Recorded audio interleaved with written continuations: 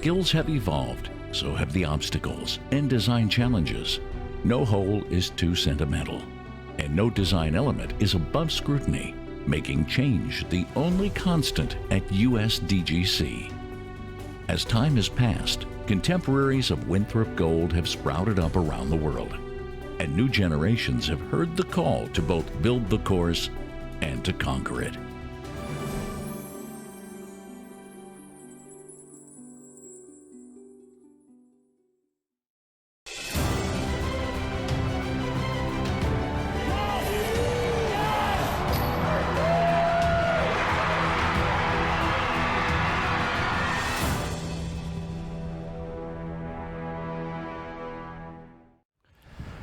Happy Friday, everybody, and welcome to the 2019 United States Disc Golf Championship. You found the live coverage. We are so excited to be with you here from Winthrop University in Rock Hill, South Carolina. I'm Jamie Thomas, and I am very happy to be joined again by Hannah Macbeth. How's it going, Hannah? Going great, Jamie. I'm so excited again to see what these guys are going to put on a show for us and what they have for us. Chris Clemens, this is his first time leading a PDGA major. Can't wait. It is a little bit cooler today so far. We're very thankful for that. But the hot scores are still rolling in, like you mentioned. Chris Clemens, still our leader. A couple very well-known names are chasing him. Set the stage for us, Hannah. How did we get to where we are today? Chris Clemens is currently leading with 88% fairway hits. The 31-year-old from Kansas City, Missouri is 15th for Circle 1 putts at 93%. He only has one OB yesterday on hole 18. No bogeys, and if you can remember from yesterday on hole 18, he has a 91% scramble rate. Yeah, really fantastic save on hole 18, that tricky par 4. Just save that scramble percentage. 100% is excellent. You can see Chris there. One of the things that we noticed about him yesterday was he was cool, calm, and collected under pressure. The moment never seemed to get too big for him, but there's some pressure mounting today. Some of the names that are chasing him in second place, once again returning to the lead card, Nathan Queen, who caught up with our own Christine Jennings before the round. I'm here with Nathan Queen here in second place at the 2019 USDGC. You're only behind by one stroke. You gained 3 birdies yesterday, gaining 2 strokes on Chris in the last 3 holes. How are you feeling going into today? I'm feeling pretty good. I woke up a little nervous this morning, but once I got here and saw the people out here and saw the players again, it kind of calmed me down a little bit. So I'm feeling good going into the round so far. Do you think that you have an advantage being able to watch another lefty on your card execute some of the possibly same game plans that you are? I've always kind of self-taught myself, so it does help with wind reads more than anything else. So yeah, I guess so. Having a wind read with a left-hander rather than a forehand is a little different. Now, you're from the Carolinas. Do you think you have an advantage with the heat out here? Maybe so. I came back from Vermont this year and felt like I wasn't used to the heat anymore, but I'm handling it pretty well, and it definitely helps to have the crowd around. Awesome. Well, thank you so much. Good luck to you, Nathan. Back to you guys. Thanks, Christine, once again for doing some great work there from the practice green. Nathan Queen, Nicola Castro, and Eagle McMahon are also going to round out this lead card. Let's talk really quick about Nicola Castro, and we'll come back to Nathan in just a moment. A guy whose putting allows him to surge to the top of these leaderboards. That's right, Jamie. This is Nico's 10th USDGC. He's a 2-time runner-up and a 1-time champion back in 2009. He said in an interview with the PDGA, "I knew going into today before I even started playing that I was going to play better than yesterday. That was my mindset going into it. I hit the basket for ace on hole number 1, and from there I was very confident that I was going to come out with a good score today." Nico's been a PDGA member since 1996, having a quieter tour this year, but that stays in contrast with everything we've seen on our leaderboard right now. Not a very highlighted group this year in headlines. Yeah, and let's return to the other lefty on the card. That is Nathan Queen from just a couple hours up the road in Raleigh, North Carolina. Somebody who's new to the tour and really put up some numbers this week. Yeah, Nathan Nathan. Lefty from, I'm sorry, only one stroke back off of Chris Clemens. I can't keep all these lefties straight. Nathan made his debut in last year's USDGC and was actually named one of the 9 to watch in 2019 by the PDGA. He's currently 15 down for the tournament, one stroke off the leader, who is our Kansas City native Chris Clemens. Something that really impressed me about Nathan Queen was he was saying how uncomfortable he was on the putting green all week, and I know his numbers weren't quite as good yesterday as they were in the first round, but really he's been solid. Right, Nathan Queen, 76% from circle one, but 80% fairway hits. But the reason I think he's staying at the top, I mean, he went from a 7 under par 1059 rated to an 8 under par 1063 yesterday. 1 bogey and 2 OBs on the day yesterday. Just really clean and consistent, giving many people reason to believe that it's a lefty-friendly course. I know you have some strong opinions about that, but these stats are undeniable. Chris Clemens, again, just 88% fairway hits. Nathan, again, 80% fairway hits. And finally on the card, we have Eagle McMahon. We did catch up with Eagle before the round. We'll see what he has to say in a few minutes. But first, let's look at hole number 1. It's old hole 3, Hannah. What are we looking at? Hole number 1 is a 383-foot par 3 representing Maine. We saw yesterday these players approach this hole dominantly backhand, even though 2 out of the 4 are lefty. They will choose the more forehand out over the OB, letting the disc come back inbounds. The ropes on this hole are much tighter, or the poles I should say, especially on the back, as we can see coming into frame now. So any mistakes that we've seen so far in this tournament on this hole have been short and right. And it looks like our leader is getting ready to go. As we said, Chris Clemens, wearing the bright yellow today with the golden locks in the sunlight, and he has just been so silky smooth throughout this competition. It is moving day here today at USDGC, and I think a lot of these guys are just battling the nerves. Having your name announced and the birdie or die mentality is still here on hole 1 as it was previously. Previously, as you said, it was a 253-foot par 3. Now it is the old hole 3. And a lot of these players are saying, I still feel pretty comfortable on this hole. I still think it's very gettable, but we'll have to see if that's just a little, posturing, or if that's really going to hold, because as we all know, when we get down to the final 2 rounds of the majors, especially the final major of the 2019 season, all bets are off. This card looks like they're ready to have a good time, though. Chris Clemens this is his first time leading the PDGA major. Why do I keep saying that? He is a member at this major. Yeah. He's currently 1024 rated, lefty, sponsored by Dynamic Discs.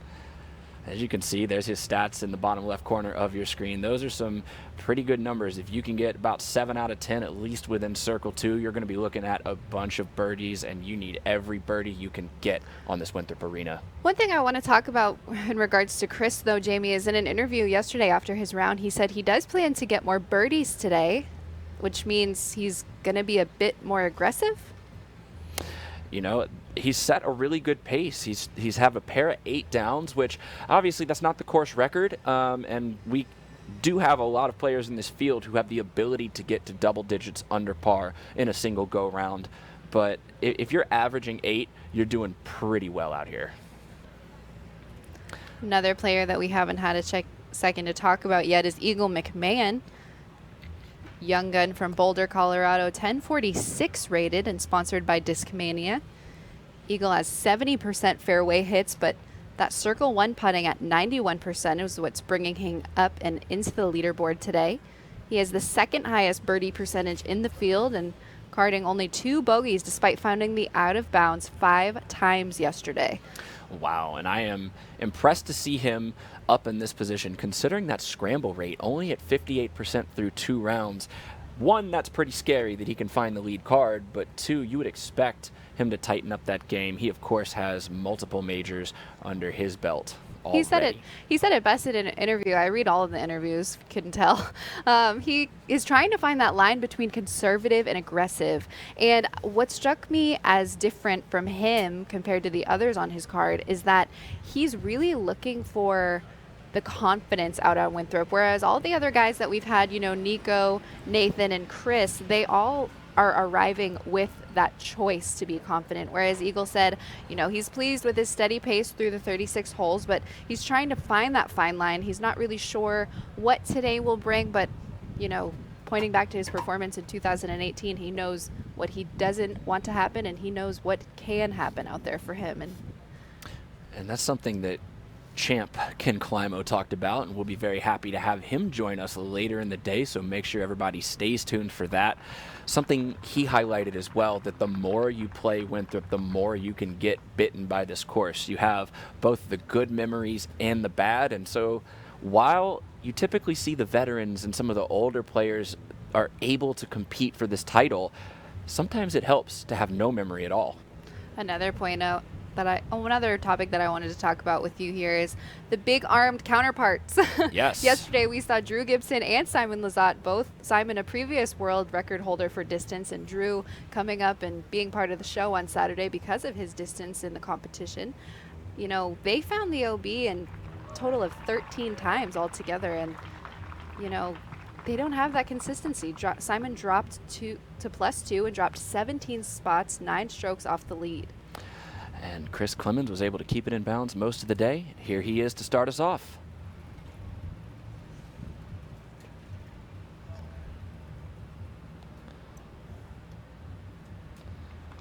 Just so easy. I believe he's 3 for 3 hitting the bullseye on this hole. Oh, wow, that's the best way to get started. And we can hear the cheers for Nathan Queen all the way from the live set. The energy is definitely going to be behind this guy this day. Nathan Queen representing Raleigh, North Carolina, so a bit of a hometown hero in a sense. Second lefty on the card. Looks like he's going backhand as well. Might be inside a little bit. It's in Simon territory. Yeah, we've seen Simon go to the right side, both on the post-produced coverage and on the live yesterday. Nathan getting dangerously close to that OB stake. Here's your 2009 champion, Nico Lacastro. What a career he's had. Multiple majors under his belt, capturing the title here at Winthrop 10 years ago, and still every bit as capable of taking it down this year. Nico Lacastro representing St. Louis, Missouri. He's currently 14 under par, averaging 1058 rated golf. That's 32 points above his player rating. And he's going to go for this left to right shot as well with the righty forehand.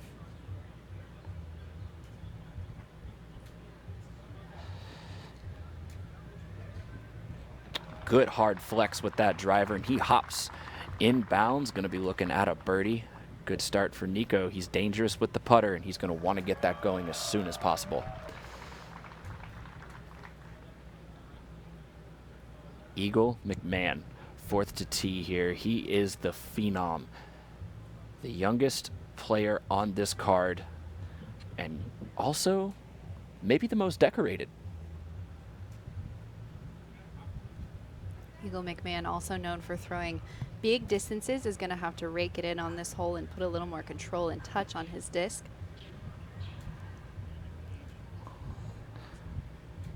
He does just that. Excellent throw from Eagle McMahon. Can't be anything but pleased after that shot. Yes, and that's all 4 players choosing to go that wide left route. And everybody's got a look. And like we promised earlier, Christine Jennings caught up with Eagle McMahon.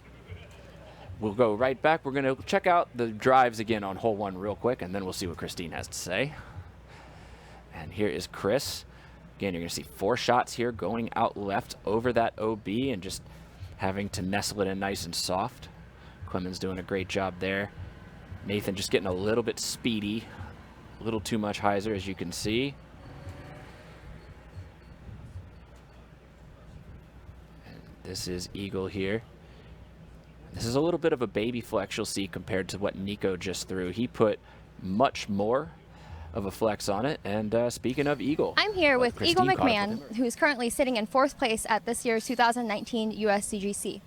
You just came off of a really strong victory in Norway a couple weeks ago. How have you been warming up coming up to this event? Well, I wouldn't say anything too crazy, more just on kind of the mental and physical side, making sure that my shoulder is fully recovered for this event.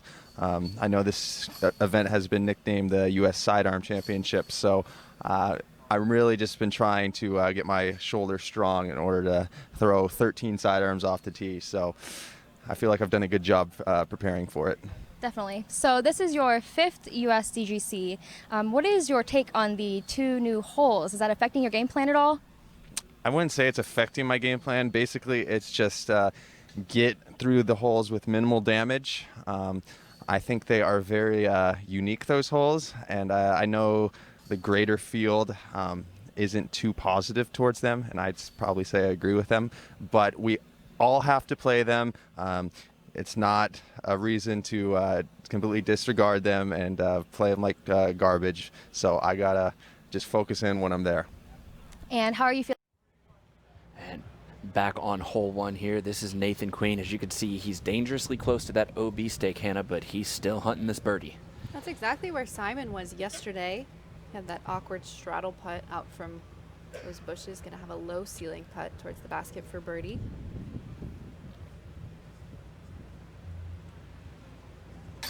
Wow, excellent putt from Nathan Queen. He's going to be looking to improve that 76% circle 1 putting percentage. I love the handshake with the chains there, and his putting style really was at a disadvantage for that kind of putt with the low ceiling, still made it work.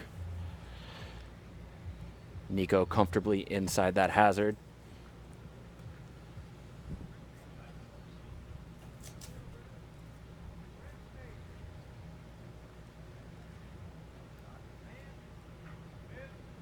Nico known for taking his time on tour.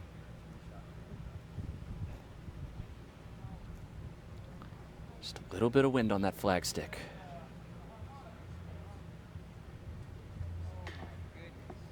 Just short. We saw some of the lead card yesterday struggle to kind of get it up and in on the basket in hole 1, and we'll see. Nico, his mental game really depends on how he's putting, so we're going to look to see as an indicator of how he's going to handle the adversity through this round. That's right, Jamie. And yesterday we saw a lot of adversity on the first couple holes for our lead card. I remember several misses in the first 2 holes and putts, and then the players who stayed at the top, Chris Clemens and Nathan Queen, were able to kind of keep their heads in it or out of it, depending on if it's a good thing or not. Eagle McMahon and Chris Clemens going to get their birdie. Nico's left out of the party, but still a whole lot of golf to play. So we're going to let those players get ready for the first par 4 of their round. We're going to welcome in the 5-time Women's World Champion and multi-time competitor out here at the USDGC, Paige Pierce. Hello. How's it going? Great. Grab that mic so everybody at home can hear you. Hello. Say hi to everybody out there. First and foremost, how did your round go today? And hopefully it was less hot than yesterday. You know, temperature-wise, it felt about the same. It's just grueling, especially when you get out to the back 9, you know, hole 9, 10, 11 in the corner. There's no shade, and it just is really hot out there. It's hard to keep your hands dry and, you know, to keep your brain thinking about golf. And but it went well. I shot 4 over. Way less mistakes than yesterday, but not as many birdies as I had the first day. So I think if I got a couple more birdies, I would have actually beat my first round score with a 2 under first round. Wow, that's incredible. Well, you know, Paige, I know at Worlds when you received your title, Juliana Korver was there. She is the only woman in PDGA and USDGC history to cash. How's that going for you? Are you still having that in on your view? Yeah, definitely.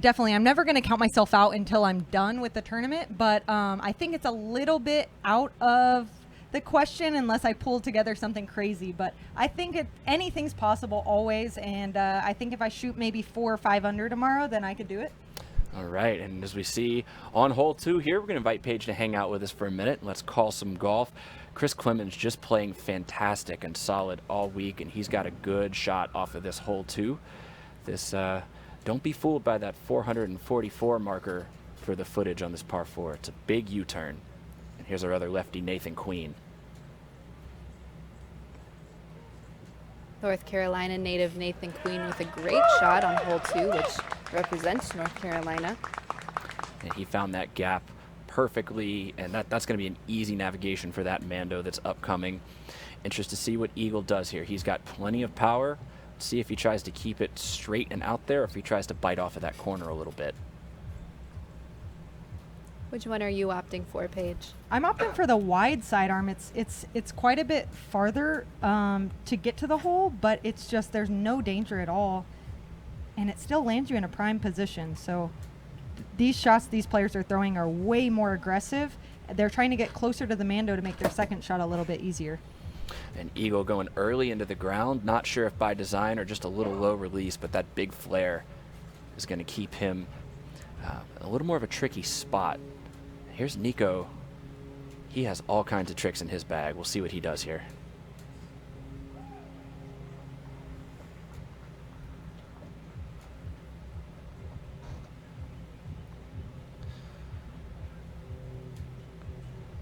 Great little air shot there out to the wide side. I think that was a DD3 he just got like 3 days before the tournament, actually. I recognized it. I trust Nico. He's able to take anything and kind of make it work out here. So we were talking about your first round where you were able to birdie 6 out of the 18 holes on the course.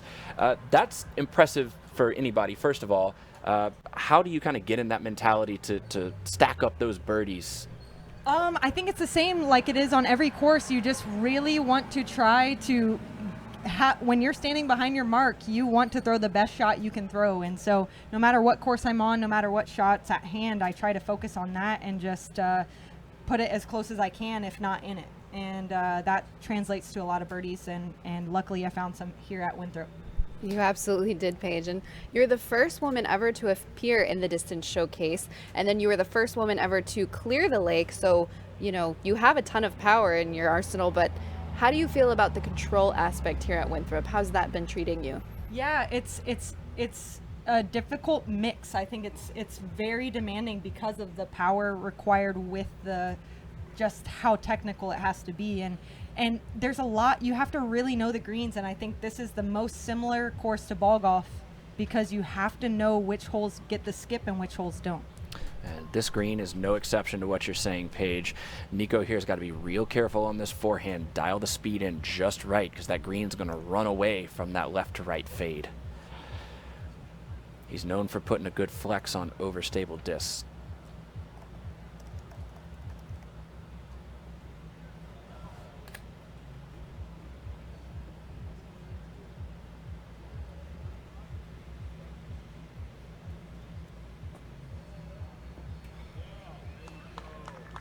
Needs to sit down, and I believe it will, right under the basket, maybe a little past. Ooh, and that's the spot that's tough to putt from back there. Nico's got a low release on his putt, which is going to help him with that. Hole number 2 coming in as the 11th most difficult hole of the day, averaging 4.04.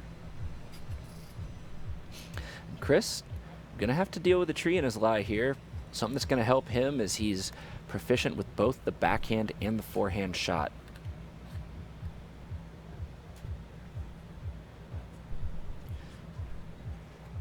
And he doesn't really take a lot of time, does he, Paige? He gets up and goes. And that was one of those ones where we're talking about the skip. You really need to have that angle nice and so that it gets that flex skip, and he just kind of skipped forward, so he's going to have a tester putt. If you get a little bit more angle on that, you can get well into the green like Nico just did.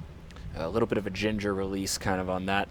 And Eagle, he's playing in the bushes here. This is definitely going to be a hero shot to try to make the Mando. It's going to be tough just to get up and down if he can't execute this properly.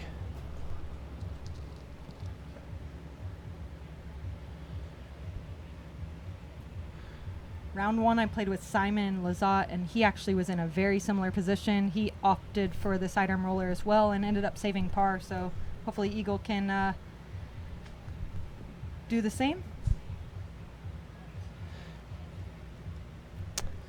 Yeah, I think you're probably surrendering a par when you're in that position, but that's good enough. He's still got the opportunity to get up and down and not give away any strokes this early. How about Nathan?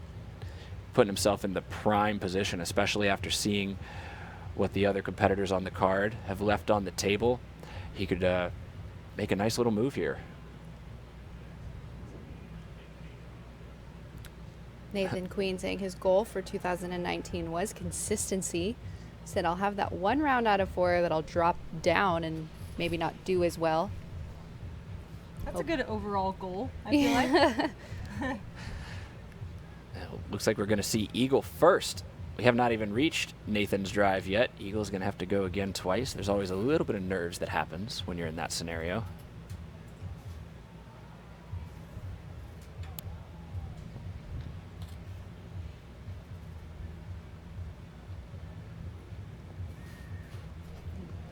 Great approach from Eagle.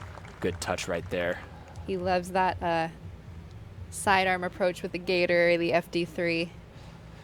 Yeah, one of the really most powerful forehand players that we've seen in this division. And once again, got to bring back that drone shot. We're going to bring it out as much as we can awesome. today. I heard Eagle goes sidearm off the tee on hole 6 on the Florida hole. I heard that for the first round, too. I can't wait to see that today. He does. Yeah. He takes S-line DD3. Oh, wow. Here's Nathan Queen. Look at this. When you can put a little spike on it, control how much skip you get, there's nothing easier than that putt right there. And this shot allows you to see the difficulty of this hole. As you see in the upper right-hand corner of the screen, those are the ring of trees that protect this basket, and over the years they have grown so tall. Fans of the USDGC will remember the early days when the pros would throw the sky ante up and over and try to cut the corner. And that's just no more, especially with the Mando. But even if the Mando wasn't there, that shot would be incredibly difficult to pull off. You can see this is the new part of the course as well that we're going to play into just past where the drone is. Gallery starting to filter in on a warm Friday afternoon here in South Carolina.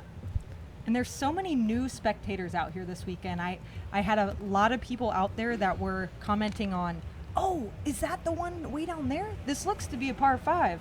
You know, clearly people that have never been out here before, and it's awesome just how much advertisement has been done to get these new spectators out here. Great putt there from Eagle McMahon, and it's so very true what you're saying, Paige. Eagle gets a birdie, and oh, Nico, his stopped on a dime. No worries about the roll. Let's see if he can fix from hole 1. This is nice and close. Good quality putt Pretty there. easy up and down for Nico. Yeah. And that's the one thing about this place is I don't think anybody can really truly understand how special it is until you get out here. Nathan Queen making quick work of the first 2 holes. Chris as well. Looks like that'll be a par for Chris Clemens, and all of a sudden we have a tie at the top of the leaderboard. We have never, or Chris Clemens, I should say, has not yet surrendered the lead once he's grabbed it. There have been times when people have tied him from the 3rd card, from the chase card throughout the day yesterday, but Chris just not letting anybody get past him.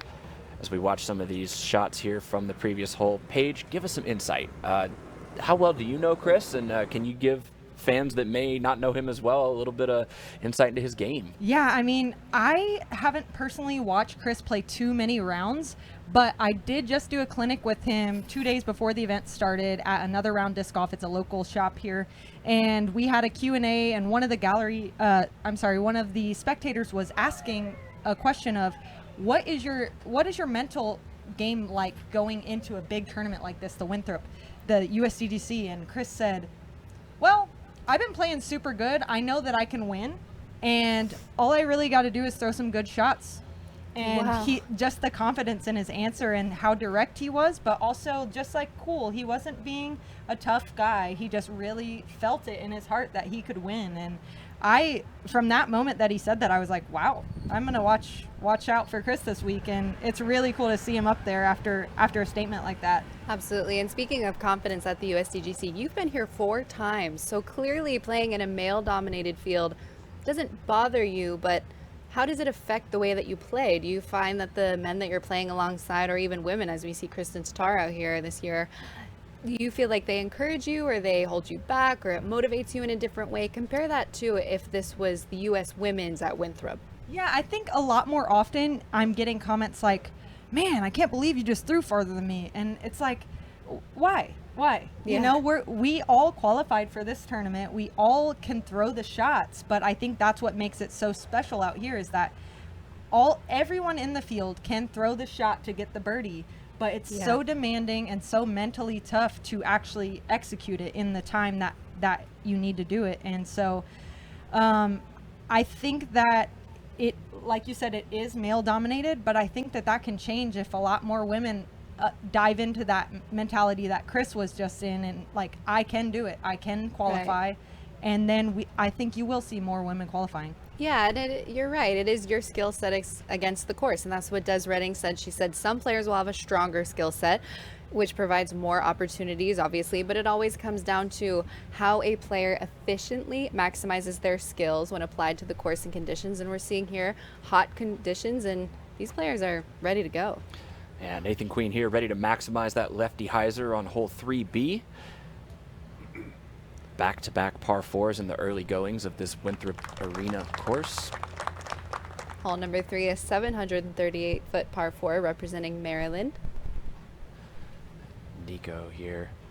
Dealer's choice off the tee. This is however you can get it as close to that Mando to give yourself the angle. Nico might be going roller. Let's see.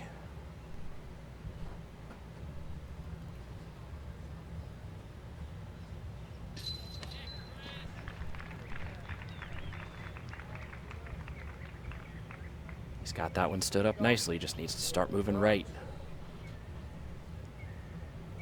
Wow, that is such a challenging. So the roller itself isn't that difficult, but that disc he just threw is the same DD3 he threw on hole 3, which is a very overstable disc. And to put a roller down and to have it finish right with that overstable of a disc is so difficult. I believe this will be Chris Clemens' defender. The walk away. He loves it. So calm and collected right now. I am just constantly impressed. Also, it's really pretty stress-free on this tee pad. You know, it's more about the second shot and just getting yourself into a position where you feel comfortable enough to take that second shot and go for the Mando. Eagle he can pretty much get to the Mando with all kinds of different shots here. Hole 3 coming in at the 12th most difficult hole, carding 34 birdies on the day. This is a lot of power here. He's going to be maybe out of position to get that 13th birdie. Oh no, that actually needs to slow down. Oh my goodness. And it might go past the Mando tree, which actually I heard is his goal. He's trying to roll it past the Mando and proceed to the drop zone. For those of you who are tuning in for the first time today, hole 3 does have a double Mando towards the end of the fairway. Disc must clearly pass below some portion of the trees when going between it, but any missed Mando plays like we may be seeing here, they play from the drop spot. Yeah, that drop spot is in front of the Mando tree. We saw Drew Gibson yesterday on that lead card. He went air shot and almost cleared the Mando in the air, just one skip off the path. Just take the decision out of the whole thing. And here we see, here's our flyover for hole number 3. Hannah, like you were saying, 738 feet, big right turn. That's right. This is the first of the 2 new holes these competitors will be seeing. And at 759 feet, I'm interested to see, I'm sorry, this is the B position, so 738 feet, but I'm still interested to see how this group will attack Mando so late in the fairway. I think we're going to see them lay up, but I think what we're seeing is a little bit of aggression off this card. Yeah, some of the players ready to make the move. I'm interested, Paige, roller, air shot, what's your play here? I just go for a big air shot and just try to make sure that it's going to fade back left. The error is to try too hard and with the air shot and it just stays over to the right. You have no chance to go for the Mando if you're too far right. So anything that hyzers out at the end, you will have the option to go through the Mando, but you really want it to go as straight as possible. That's why you're seeing a lot of players opt for the roller. And as you saw, 2 of our 4 players on this lead card go for that roller. We have a green flag here. Looks Chris Clemens playing safe. Looks like his game plan is just to get a par on this hole. And, you know, the advantage of a course like Winthrop is there's a lot of media for this tournament. You can always kind of see what players have done in the past. So one little blind spot that some of our competitors might have is they've never seen any of these holes. They don't know what's going on in years past. That might factor into the decision as to whether to be aggressive or not. These players are experiencing the heat. We're seeing some heat come off of the scores today. Austin Hannum carding a 10 down through 15 holes, includes an eagle and 3 OBs with no bogeys. Wow. It's fantastic from Austin. Nathan, even better shot than yesterday. He's had no problem attacking that Mando from far out, and he's going to be on the correct safe side of the green to look at the birdie. As you can see, look to the top left of this shot. That's Eagle McMahon going to find his roller over there. The rest of the gallery and the card making the right turn. And wow, this is going to be a tough angle, because I know he was trying to miss the Mando on his first shot. That's not an option anymore. Yeah, he's probably going to have to pitch into that shaded spot you see that the double Mando trees form, and from there it's a pretty routine up and down, but he will not be able to play for a birdie, it looks like. On top of that, almost having to throw backwards. yeah, and being grounded. The bird is in the roost right now. This is going to be one of those moments for Eagle where it could set the tempo of his whole entire round. So early in the round, I think he would want to continue to choose confidence and reset his mental game, but being a younger competitor, we're going to see how that plays out the rest of the day. Taking his time, making sure that he's going to drop the knee to the ground there, that you don't scrape it up too much. You still got to be confident enough to rotate and follow through on this shot. Looks like he's going to try to throw a faster speed disc and do a little skip play.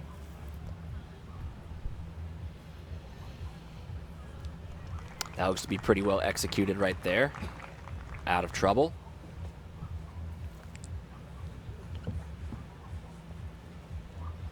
Not exactly how he wanted to start, and Nico's roller, like you were saying, Paige, very impressive with the overstable disc there. He's lined up great. This is just a field goal chip shot right through the posts.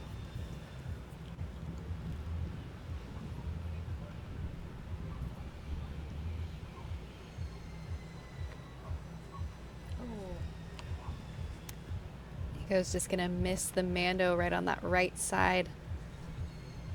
Man, that's an error that might haunt him during this round. You know, this is the first double Mando you see, and there's lots on this course. So if you hit that one right off of hole 3, you're feeling good going into the bamboo hole, into hole 4. But missing that, hopefully it doesn't weigh on him mentally. Yeah, Nico has a new mantra for this year. It's moving forward. There's a lot of players, he says, out here that are very capable of winning this tournament, but he continued, I don't know if there's another player more determined than me.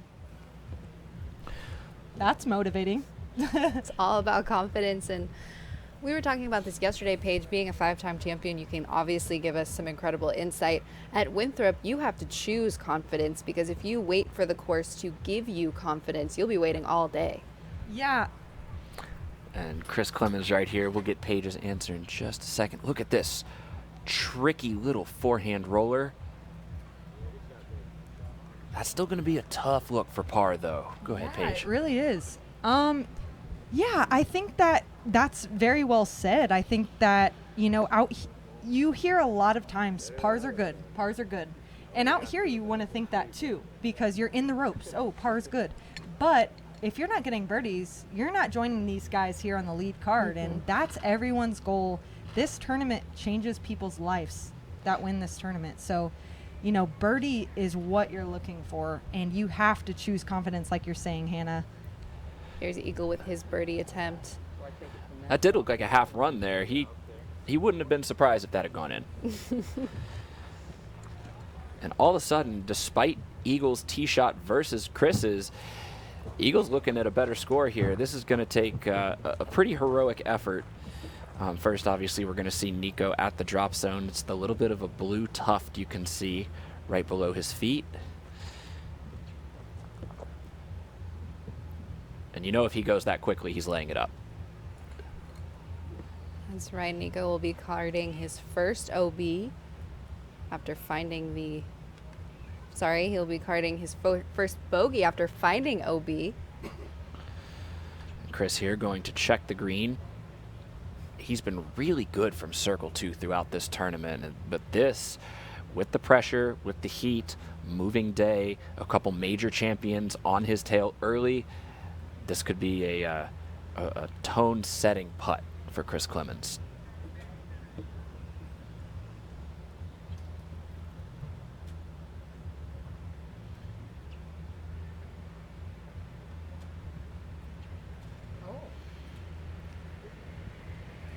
Little bit of a misfire there from his putt. Sort of looked like he wasn't sure. Maybe last second was going to give it the height to run it and just kind of couldn't convince himself. Yeah, if that was a layup, it seemed like a weird spot to lay up past the basket. So I think you're right. He was kind of in between running it and not running it. Let's see if Nathan can better commit to his choice here. Nathan Queen putting for birdie from circle 2.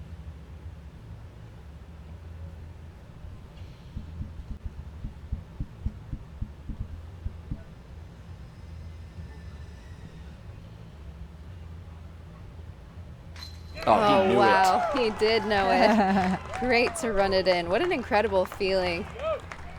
And there's something special in the air for the local boy here. The crowd is behind him, and so far this round, so is his putter. Nathan going 3 down through 3. Here's Eagle McMahon for par from circle 1.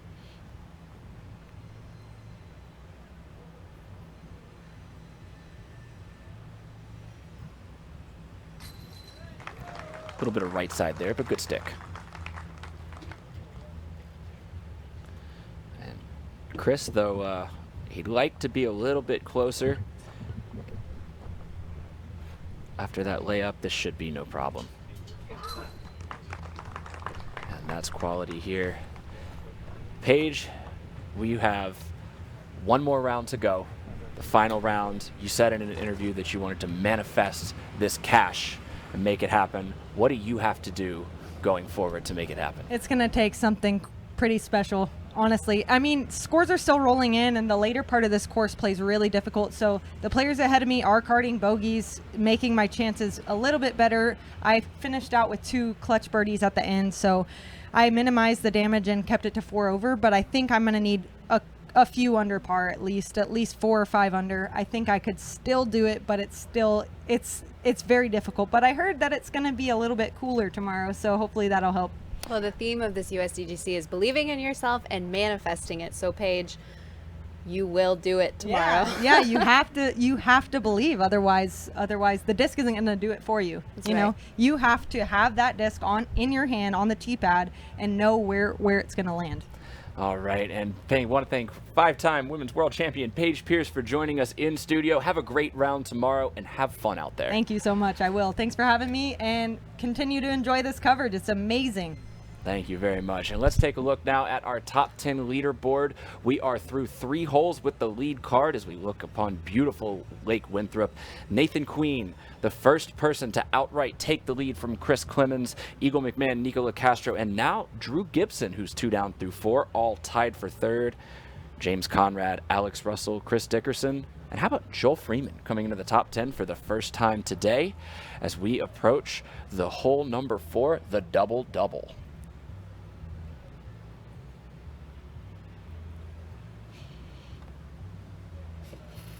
Nathan, 3 down through 3. This would be a phenomenal start to go 4 through 4. That's right. Just needing to keep it in the fairway and make your putts. This hole being the second change that these competitors are seeing. I believe that went through both Mandos. Oh, looks like he's got the red flag. Must have gotten the first one and just leaked outside right of that second one. So for hole number 4, it is a 299-foot par 3 representing Kentucky, and the challenge is, as we can see, the tight fairways with 2 double Mandos. Course designer Andrew Duval wanted to recreate a wooded Carolina disc golf hole without any woods to speak of. So using the Mandos creates that wooded feel while allowing the spectators a chance to see the shots like we can see here. Oh, an eagle staying nice down the middle. That's going to give him an opportunity. So drop spot number 1 used for any throws that missed the first, but as we saw Nathan do, drop spot 2 is used for throws that missed the second double Mando. So he'll still have an opportunity for par, but Not what you're looking to do here on moving day at USDGC.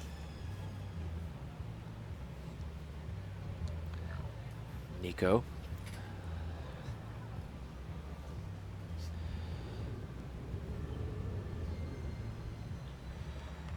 He's played that pretty well. Left it short, but straight.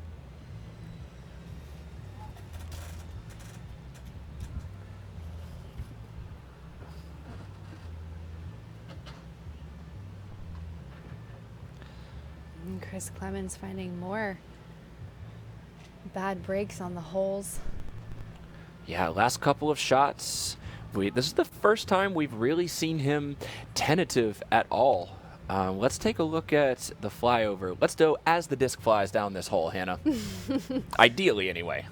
So Chris Clemens, as we just saw, came in and hit one of these first couple trees on the left. He will miss the first and second Mando. So you see the first two Mandos right there. The first double of the double-double.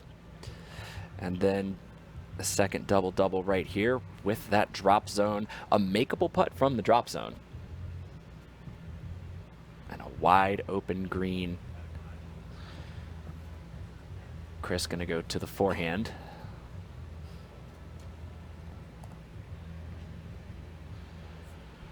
And he's in a little bit of trouble on this hole. Right now, you've got to be thinking bogey. Chris Clemens going with the fuse off of this fairway. Gonna have to have a bit more of a scramble than he planned for. As we see, gallery starting to form here on Friday. They are not afraid of the heat. Bring your water, your sunscreen, your umbrellas. The only thing hotter than the temperatures are the moves that Nathan Queen has been making so far this round. Yesterday, Nathan Queen said the bogey he took on hole 14 was kind of what got him ready and got him going after having to have a strong finish. So, you know, he got that good save on 15, which pumped him up even more, and didn't feel like he was going to mess up after that. Sometimes you need to get knocked down before you get up again. And Chris does not take the widest cap. In fact, he chooses one of the smaller gaps with that forehand and laces it nicely. Nico LaCastro next, second throw.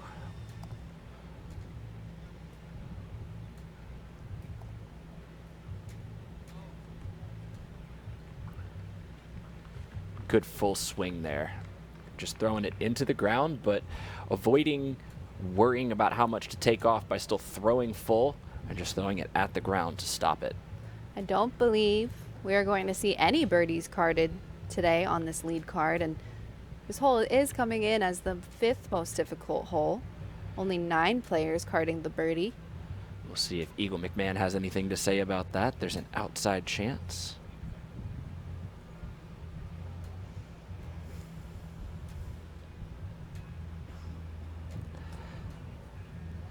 Pretty good bid right there, but again, this is a bonus birdie despite the 299-foot length.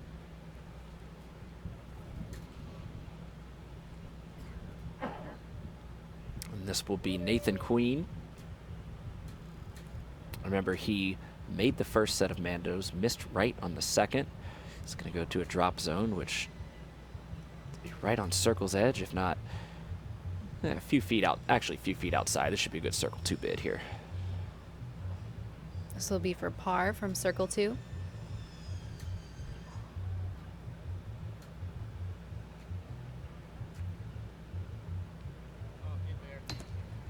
And the first time his putter is not able to connect with the chains.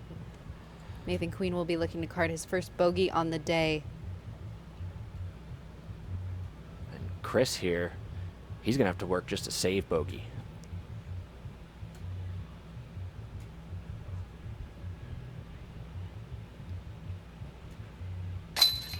He's so solid from circle 2 this week. And that's a really important putt for Chris. The last time he had a long putt like that, he missed it and carded the bogey.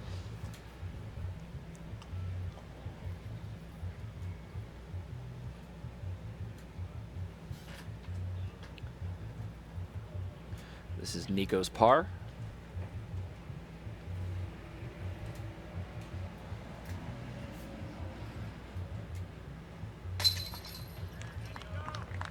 Nico just putting a clinic on about how to play hole 4.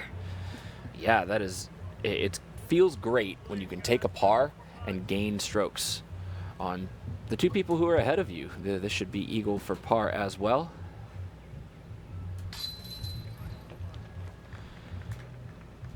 And the leaders are going to come back to LeCastro and McMahon here. Ricard is going to walk over to 5 after this tap out, and they're going to see the first par 5 that we've seen on the course so far.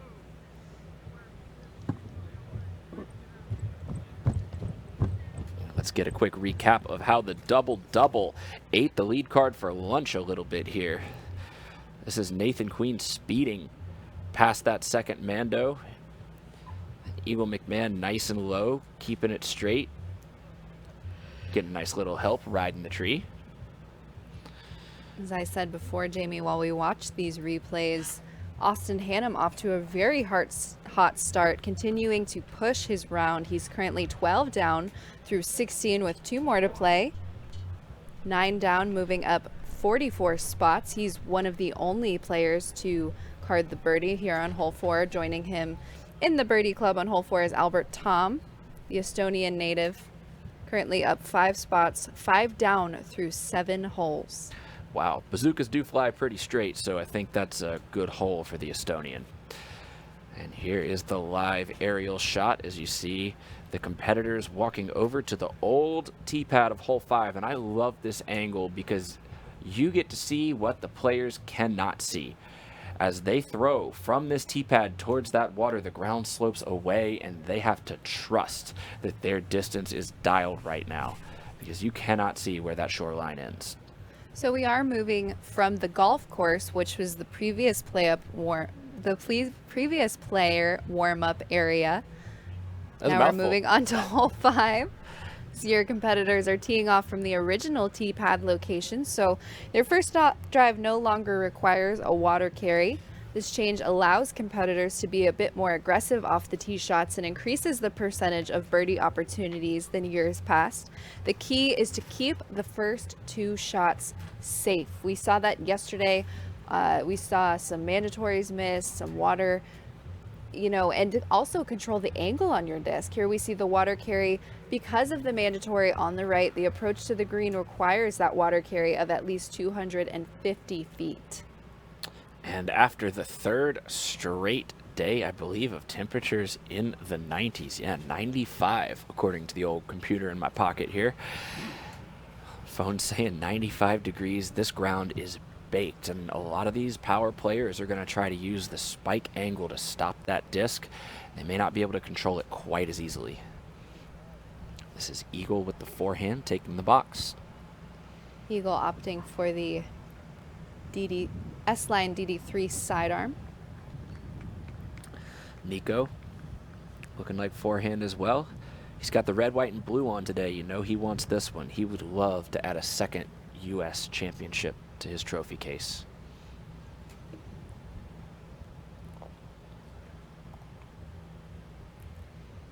It'll be interesting to see on moving day if any competitors play out for the eagle. Normally, competitors will make 2 safe plays and then cross in the 250-foot water carry into the circle and try to get their birdie, but the eagle is, I think, more attainable this year because of the tee pad location. It's going to take a lot of trust to do it. Nathan says, hold on. I don't trust what's going on here. Let's see, he might have... You wonder if it's his grip. Maybe he didn't like the disc selection. Wants to go with something different here. He looks a little bit more confident now.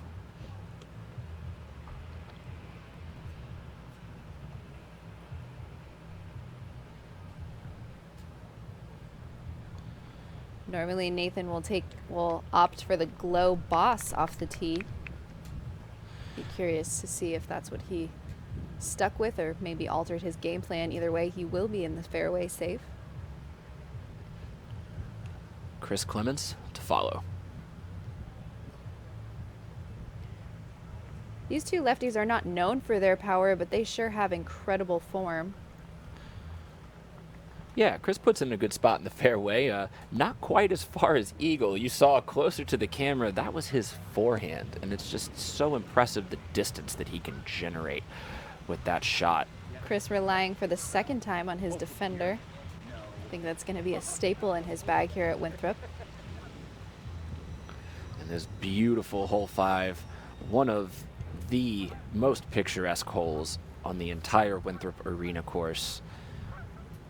And you gotta love it. You start with a par 3, you play back-to-back 4s, you go back to an attackable but very difficult 3, and then you just get to go full throttle, pedal to the metal, open up, and try to pick your spot. As you can see, the basket coming into view on the top of the screen there. These players will use their second shots to set up exactly where they want to be to then attack the water. We were talking about the Eagle earlier, Hannah. I think they're probably a little far out to really attack from there. What do you think? You never know. From that tree on the left side of the fairway, I believe it is still over 400 feet if you triangulate it to the pin with the corner of the water. So that hypotenuse still takes every bit of distance that these players have. That's right. And we did see Nico card an eagle yesterday. I believe it was on hole 10. Regardless, you need to be able to attack with control. Whatever the choice that you make, you have to be okay with making it or not making it. And I think Nico's at a pretty steady pace so far at the USDGC. I mean, he's currently tied for 3rd. There's some movement happening on the cards below him. He did have a bogey fault. He had a birdie followed up with a bogey, but you're right, Jamie. I'm thinking he's going to go for another safe forehand play here. Well, he did switch the disc back up, going to the same driver that he just threw off of the tee. Must be his forehand favorite.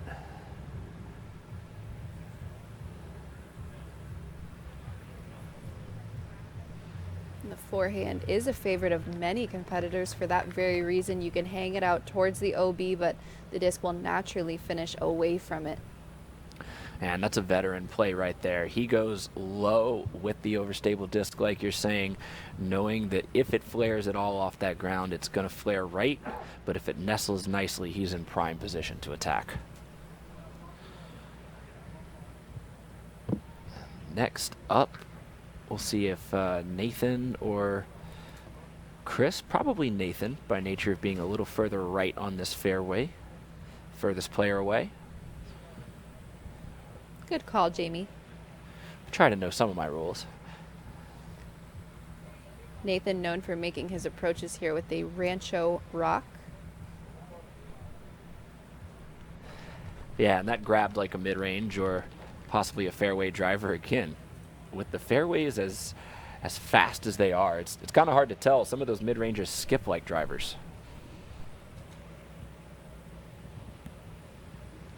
Yesterday after the coverage, a lot of my comments were to know the discs. So just want to say thank you to the competitors who were offering up their time in order to make sure I have that information. Hopefully it's correct. I'm glad you know him, Hannah, because I surely don't. I will be That the was first Chris to admit. Clemens' second shot with the verdict.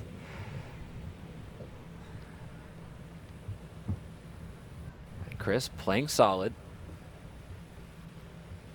Stumbling early, but I like the way he's not changing the game plan. Just like you always hear. You hear the athlete speak. Stick to the game plan. Stick to what you're confident in. Chris certainly doing that. Eagle's confidence is in his forehand because he's way up the fairway here, but still not close enough to attack.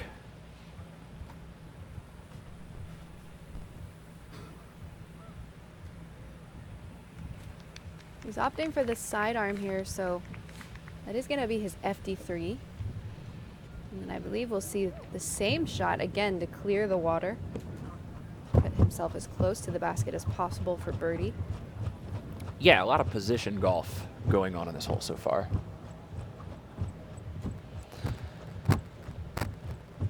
As we were talking about, 3 straight days in the 90s out here in Rock Hill. Thankfully, we're due for some cooler weather tomorrow for the championship round. So if you're thinking about it and you're saying, hey, might be a little hot for me, go ahead, make your plans, get your tickets, come on out. It's going to be a great show on Championship Saturday.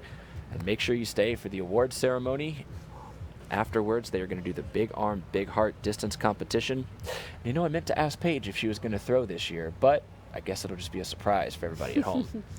And us in the booth. Tournament that we're watching here previously ran Thursday through Saturday. 2005, they changed it so that now on Sunday, fans, spectators, staff, and even some competitors can come back out on Sunday and play in the tournament conditions. If that interests you, hopefully we'll see you out here on Sunday. Spectator rounds are the utmost fun you can have. Get your tee times early because they do fill up, and it goes to a great cause. Those proceeds are going to go to benefit the educational disc golf experience, as well as some of the proceeds from this broadcast. So we thank all of you for tuning in here. We know pay-per-view is a new model in the sport, and as someone who has a career in this, I really appreciate the support for the media. Here's Nico. That's got to get some speed. Man, that didn't look like it ever really had a chance. No, it didn't. It looked like it slowed down pretty quickly. Looking at the water in the background, it does appear to be a bit breezier than we've seen in the past days. Not sure if that had something to do with it, but Nico will have to take from where it was last inbounds. You saw the spotter with the red flag point back to him, indicating that it never touched on the other side. Never touched inbounds on the other side, so he's going to go up to the edge. We see Nico LaCastro not decorated in any sponsor's name. He's actually 1026 rated and kind of infamous around these parts for not having one.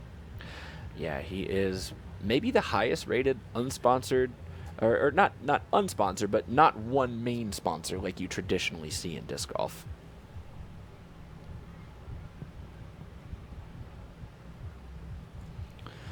Here he's going to go again to attack the hyzer.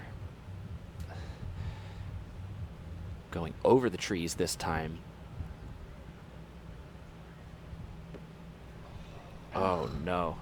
And he's going to need a spot. Looks like he did just glance off of that dirt, so at least he will advance to the green. Unfortunately, that's going to mean he will be putting after throwing OB twice from circle one. And that is not the turn of events that he had imagined. Chris Clemens with his third shot so far on hole 5. Oh, that's a great shot. Again, like Kenny was saying yesterday, putting away from the obstacle, and I believe you were saying it yesterday just on this hole, Jamie. No water in sight. You're actually putting away from it, which take a lot of the stress out on maybe a simpler putt.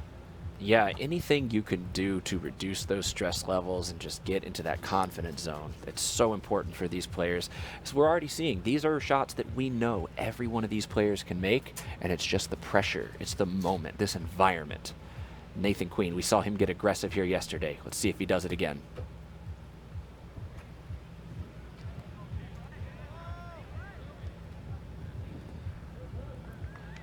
Flying just over the target there. It's a great flight. Nathan Queen telling me his plan is to go Glow Boss, Rancho Rock, and then Thunderbird, getting into circle one and making the putts out. And he is going to be looking back at that water, but the way his putter's been working so far, that's inside the confidence range. And here's Eagle. Forehand, and another forehand.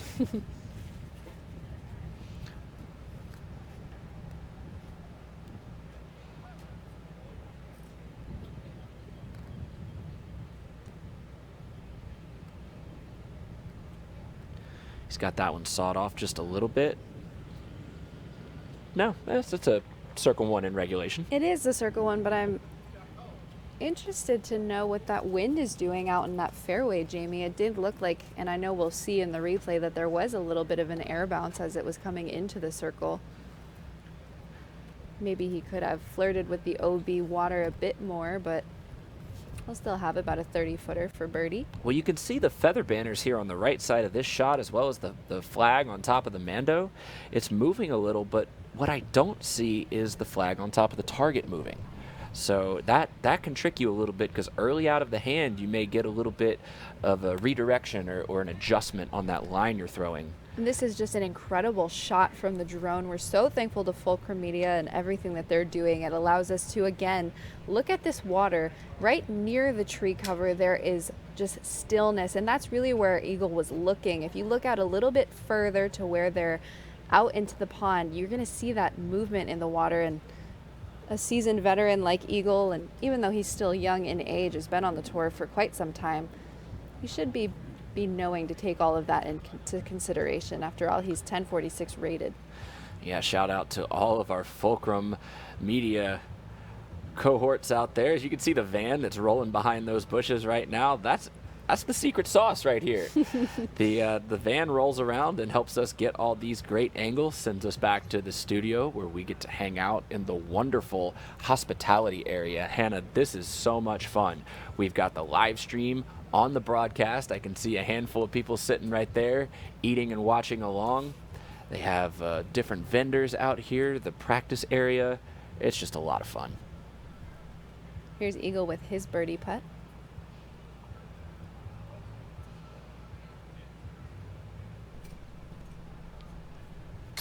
Oh, that's going to feel so good for McMahon on hole 5. I can pretty much hear the cheers from here coming across the lake and up into that place where you were just talking about, Jamie. Yeah, he is confident on the putting green right now. He sees a window open, and he's going to start making a move here. Just watch.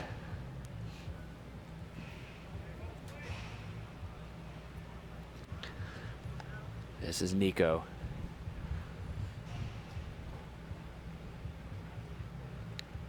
Putter, not quite awake yet.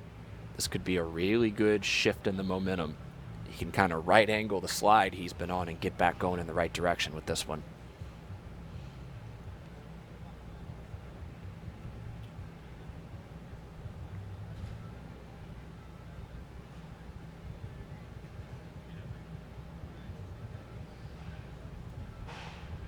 This is Nico for double bogey from circle 2. That's great focus. That's awesome focus. Takes his time, keeping those happy thoughts. Fortunately for Nico, that will drop him down significantly down the leaderboard. He's currently tied for 8th, and replacing him is James Conrad, shooting -3 on the day, moving up 3 spots into 3rd place. Yeah, James Conrad, we will have an interview with him we can play for you in just a little bit. We'll wait till we have a little bit of a gap. In the meantime, oh, Nathan Queen, the putter left him for a moment. Keeping it a bit low, and those are the kinds of misses we saw yesterday. And it was the same. It was the beginning of the round. Clemens here, hair wrapped up, got the headgear on. It's the headgear. That's the secret to the lefty's game. It's the secret sauce. Chris Clemens, no problem getting that birdie from circle 1. That's going to bring him 1 stroke behind Nathan Queen and back to even on the day. And after giving up a couple bogeys on the last 2 holes, excuse me, that's a great way to kind of reestablish yourself here. That I think everybody else was smelling blood in the water. As you see, Nico full commit, but just...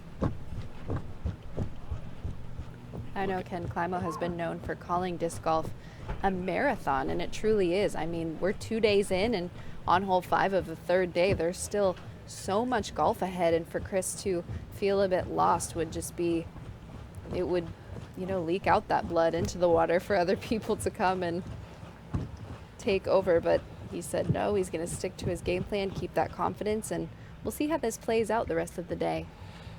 Yeah, we've got the 2 lefties. Obviously the advantage there on that shape of the corner. Eagle McMahon going to the forehand to give himself, and this putt right here from Nico. If he finishes in a good place at the end of this round, we're going to look back to that putt right there as the moment where he said, I'm not letting this happen today. And Nathan just recollecting. This is great here. Not too much wind on this putt by Chris. Little hot off the center pole, but sticks right in there. And let's take a look at this top 10 leaderboard. Hannah, what are we seeing here? Well, as I said, we've seen James Conrad move up a number of spots. He did just card another birdie on hole 7, so he is 3 down through the day. And on the par 4 of hole 8, he's going to be on the fairway after one throw behind him. And I mean, as Kenny was talking about yesterday, bunching up behind him. Yeah, and there is Eagle McMahon. That's that forehand we were talking about. He went super quick, but you could see him on the right side of the screen. I have never seen anybody take that route out over the water. That's so risky. I don't think Nico can believe it either. He turned around and said, "What's going on over there?" Bunching up behind James Conrad is the rest of the field. But back to Eagle, when you go forehand and then 2 more forehands after that, I think it's comfortable and confident. If it's working, just go for it. Yeah, another confident forehand here. Chris Clements, high flex. It's going to be, again, another shot with his defender. And that's an amazing shot from Chris Clements, known for being a strong lefty forehand player. These are 2 lines that you can go back through all the years of USDGC footage, and you will not find 2 players getting that close to the target on those lines. That is ridiculous. What is Nathan Queen going to do to follow this? It's got to drop. He had a similar result yesterday. I believe he will be safe. He's just throwing a Mako 3 off the tee here on hole 6. He gave it more height than he did yesterday. He was trying to make sure it pushed all the way to the green, but that tree collected it and kind of rolled him back to a rather tough spot. I believe Nico LaCastro to be a fan favorite. He's always got a story, always got some kind of emotion, and really just rooting for him out here on hole 6. And he's leaned on that one. That's got to move left. That is not going to be safe. There's a red flag for Nico. He's not happy there. You know, Nico, a player that wears his emotions on his sleeve.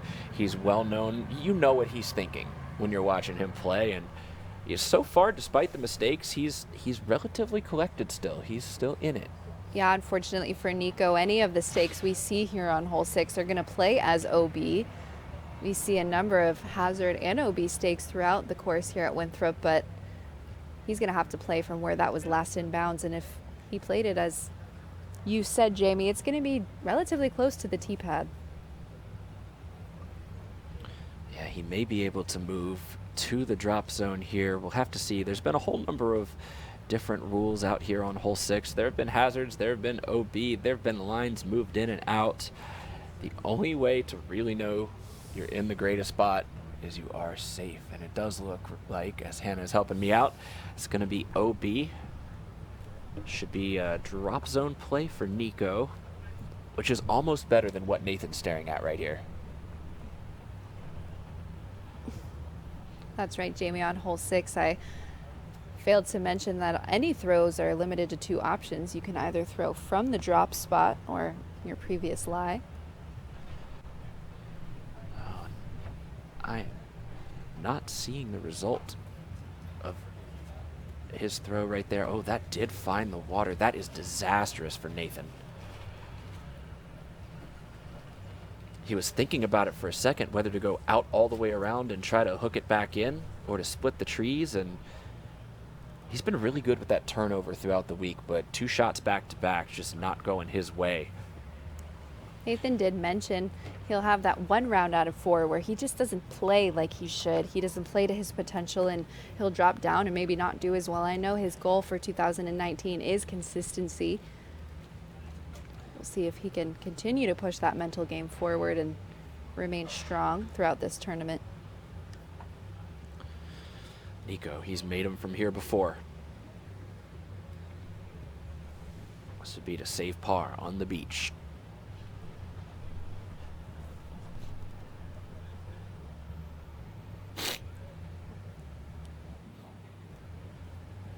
Nico from somewhere at circle 2.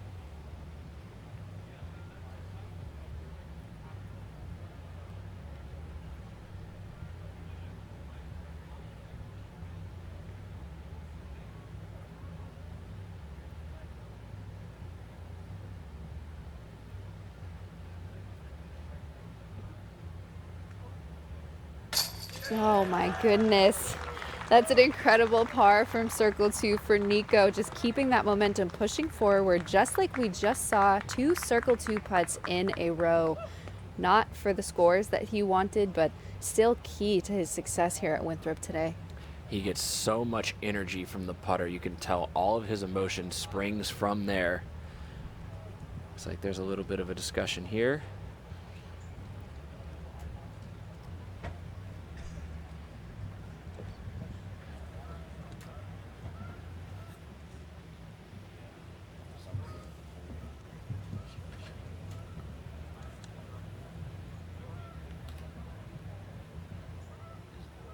Just a bit of a rules clarification here on hole 6, just to remind everyone at home, there is the OB area on the right, which Nico found. The lake and everything is OB, defined by the inside edge of the board. All OB throws are limited to 2 options. You can either throw from the drop spot or your previous lie. That does seem to be what they're discussing. Looks like it's not in reference to Nico, though. This is in reference to Nathan Queen. So It is, yes. And any discs that go into the wetlands may not be retrieved. Oh, insult to injury right there.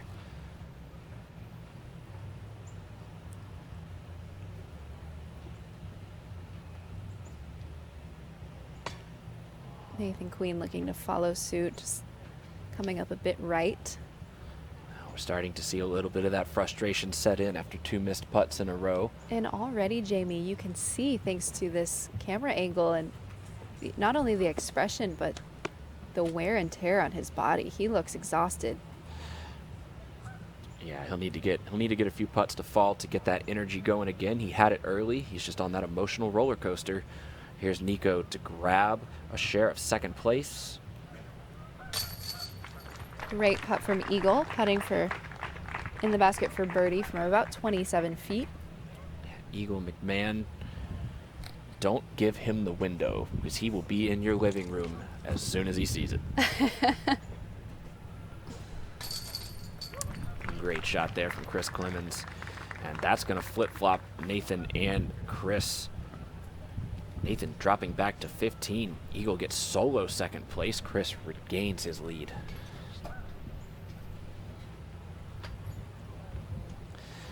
And burial at sea. Nathan, can he reach it? Does he get it back? Looks like he's going to go for it.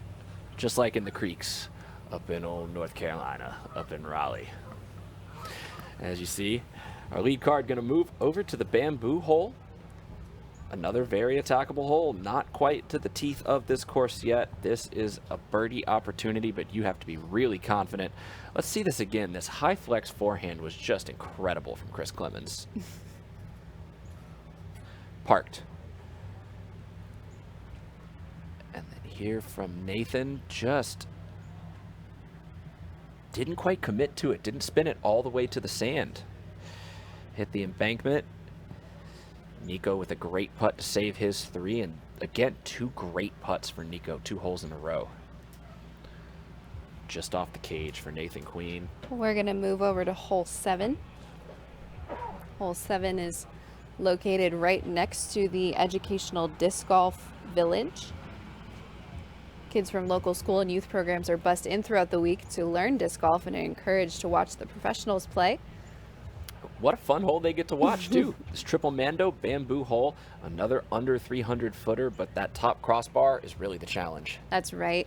It's a very easy shot, but the triple Mando, as you said, challenges these players mentally, and we've already seen some mental battles going on thus far. So these players are going to be attacking this hole every which way that we can imagine. We could see thumbers, rollers, and the most common backhand putter are mid. I mean, we saw a lefty do really well in this hole yesterday. We saw 2 of them come out with the successful birdies, and I believe they were the only 2 out of the group. We've also seen fellow lefty Austin Turner come out and ace this hole in 2017.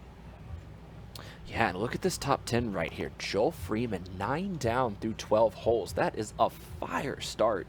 I mean, nobody else in the top 10 right now is even close. You see Albert Tom also checking in, moving up a spot from yesterday. He's 3 down. Chris Dickerson getting back into the mix. Eagle McMahon back to the forehand once again. Yeah, Nico LaCastro is going to need to really make some moves here in these next couple holes, especially because they are pretty birdie friendly. He's dropped down 5 spots since we started the day. He's currently 2 over, and everyone around him is either having the hottest round of their day or keeping stride, keeping themselves up top. Oh, and Eagle has made the mistake. He's flown the Mando on the right side. Eagle going with the FD3 sidearm, aiming at the left wall, just not aiming left enough. Here's Chris with his gatekeeper. Taking his time. He didn't like something.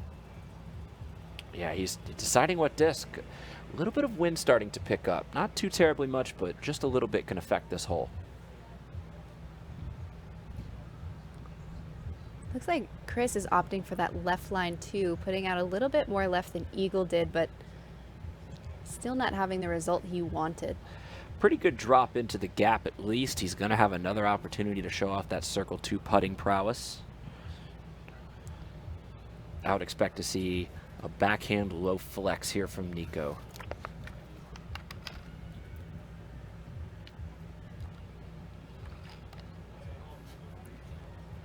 Dropping a little higher, down. but it's gonna find, I believe that's gonna find the inbounds on the other side of the Mando just fine. He'll be putting for birdie. Yeah, Champ was telling us yesterday that there are a lot of players in this field that are going to put it on the putt. You know, they're going to not necessarily try to get it too far through the gate, just to the gate, and then let the putter do the rest of the work. Nathan going to get a similar result. He doesn't have a very lanky frame, so even that bit of being hidden behind that gate could affect him. The left-handedness will help him there, though. Nathan telling me before the start of the round that he uses the same Rancho rock on hole 7, but I believe we did see a disc change. If I was to call it out in all of my little experience, I would say that looked to be a gator, the way that that finished and fought hard to finish right. You can see there's Eagle's shot right there. Unforced error. You really have to commit when you go with that higher speed disc. I think you said that was one of his fairway drivers. And as we let our lead card walk up to the fairway here, we see Eagle's going to go to the drop zone. Lenient drop zone. Once again, he's got to be going forehand, and he's got to be thinking, I'd like to save par here. Or no forehand. A straight putt from the knee. He's going to have to keep that underneath the Mando.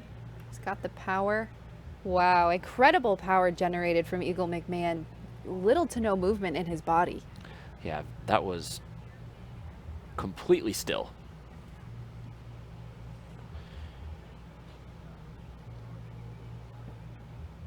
We're seeing these players have some struggles here on hole 7, but the rest of the field doesn't seem to be following suit. I'm seeing 8 downs, 9 downs, 10 downs, and Austin Hannum with a what I believe to be record-breaking 13 down.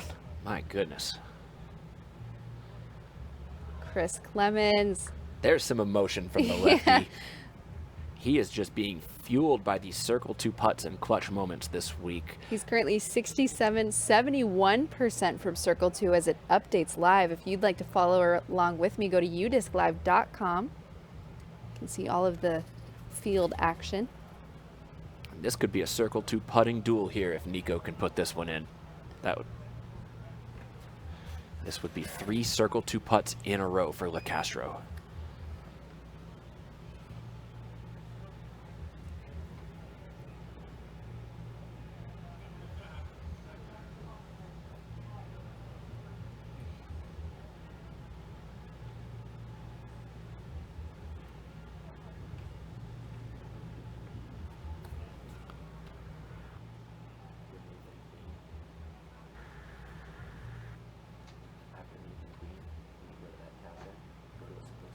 Just comes up short, and he knows it.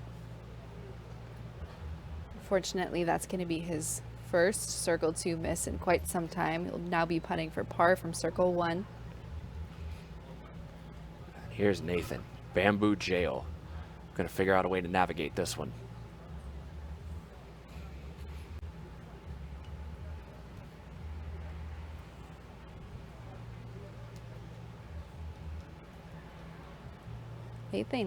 Nathan lining up what appears to be a forehand for the first time since we've watched coverage.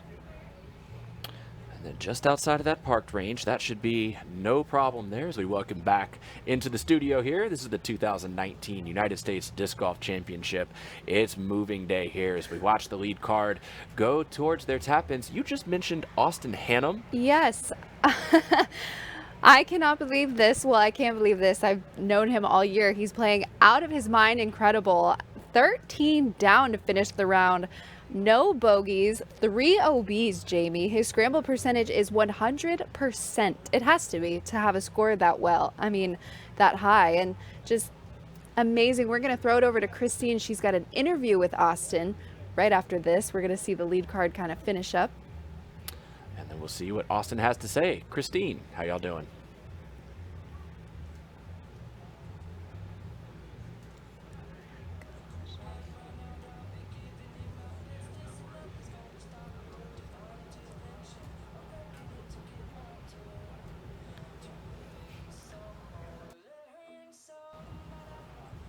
All right, technical difficulties right there with Christine's interview. We'll get back to see what Austin has to say in just a little bit. It's too hot for our cameras with that round, Jamie. Yeah, too hot to handle. And speaking of handling, look at what's in between us right now. We have been graced by the presence of the USDGC trophy. A lot of names you're going to mention. The 5-time winner, of course, Ken Climo, going to join us in just a little bit on set. And I'm a little bit nervous over here. I've never been so close to this trophy. I still think I could see all the fingerprints from the previous winners on this thing, but it is certainly a beauty.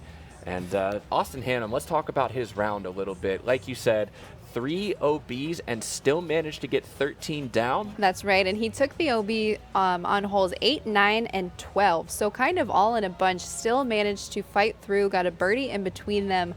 Saved par at every single time. I mean, strong forehand, dominant backhand, Discraft sponsored player, known for being controlled, quietly creeping up onto the tour this year, touring with Katrina Allen, a world champion in and of herself. Definitely has a great, strong fan base and support. I mean, it's apparent all the work he's putting in is showing here today at Winthrop. Yeah, another player with a very strong mental game, doesn't seem to let things bother him, and that's really been the story of the day on the lead card as well. It's all about staying consistent and finding what you do best. Again, Chris Clemens, Nico LaCastro, that's the Circle 2 putting. And speaking of the lead card, we're seeing Alex Russell move up 6 spots, currently tied for second with Eagle McMahon. He is OB on hole 9, but so was Austin, and here we go. And I think we have Austin's interview ready, so let's try. Take 2. Christine? I'm here with Austin Hannum, who has actually just shot the hot round, a new course record of 13 under par today. You're already having a pretty good round starting on the front 9. You decided to throw in for Eagle from 115 feet on hole 13. Tell me about that. I just went with my normal attack on the off the tee, just a hyzer out in the middle, and then the next shot, I just throw a sidearm up that left side, and it just kind of got a pretty big skip, and then I jump putted a buzz in from about 120 feet, so it was cool. A buzz? Yeah, a buzz. Wow. So how do you plan to hold on to that momentum going into tomorrow? Just attack the course the same way, and if I can shoot that again, then I'll be really happy. Sounds great. Well, thank you for your time, Austin. Good luck tomorrow. Thank you.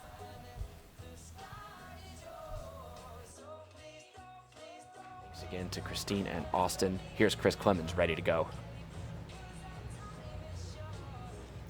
Chris Clemens taking over the tee pad once again since the start. Oh, and he's going to look for a green flag, but it's not going to be a good spot either way. Competitors will need to land in the middle of the fairway. And he certainly did not do that. Looks like a marker flag and a red flag for our tournament leader. Nobody pulling away on moving day quite yet. Here's Nico. He's going to be lining up that forehand line out to the left. A couple trees have been taken out of this hole, as I said yesterday, so that line has been opened up. Let's see how he does.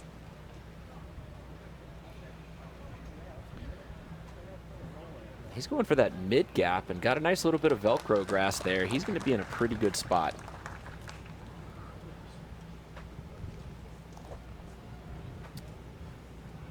See, checking the wind there. Nathan is kind of swirling. Looked like it went headwind at first and then kind of turned left to right. I am starting to feel up here as well. The wind is picking up. This is going to be the most different set of conditions that we've seen. It's a great shot from Nathan Queen, known for throwing the Wraith off of this tee. Yeah, that is a great shot there, right in a moment where he needs it. And then Eagle McMahon tied with Nathan at 15 down. 3 back of the leader, but again, and after Eagle the OB. McMahon lining up another sidearm, Jamie, with his FD3. This is going to be like his 5th or 6th of the round, and we're on hole 8. I don't think I've seen a backhand from him since hole 3 or 4. I'm sorry, he's going to be lining it up with his S-Line PD2. Some overstatement. He throws pretty hard, but I don't know if he can get an FD3 out that far. And he goes to the wide left, and let's see what these players are navigating from the drone's eye view. Hole 8 is a 697-foot par 4 representing New Jersey.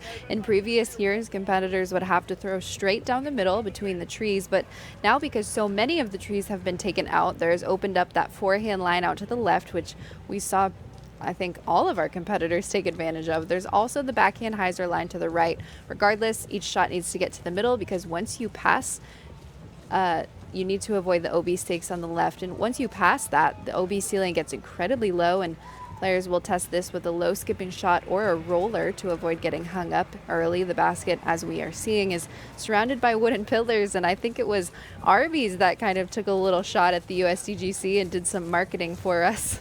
Yeah, tell Arby's to send us some roast beef sandwiches and some mozzarella sticks to set. That's right, the mozzarella sticks surrounding that basket.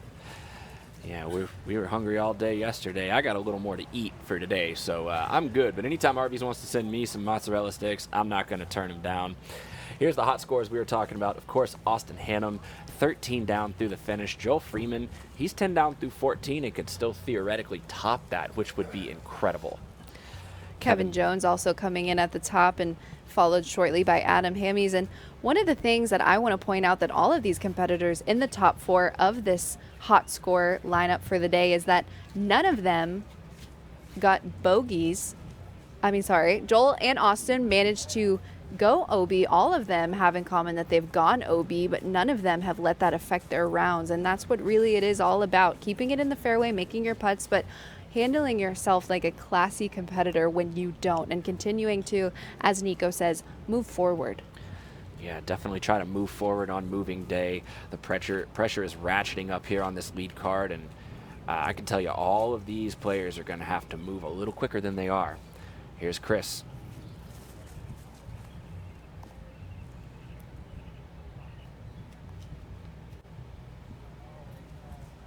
Look at the slide all the way back down the hill.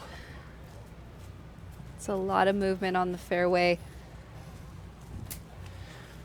And that's still okay. I mean, this, especially for the lefties, I think this sets up to be pretty nice for a birdie as we wave hi to some of the people hanging out in the hospitality area watching the live coverage, taking a break from the heat today. And you can see all around there's a lot of great stuff happening here in the player hospitality area. So much fun out here. We got to thank Winthrop for partnering with the USDGC to really up the level of the fan experience. I think that's an entire table of Europeans, and then we see Adam Hammis and Jordan Castro. Hammis, of course, being one of the hot scores of the day. Cooling off in the blue tent after a hot round. From the blue tent to the blue disc in Nico's hand. Second shot.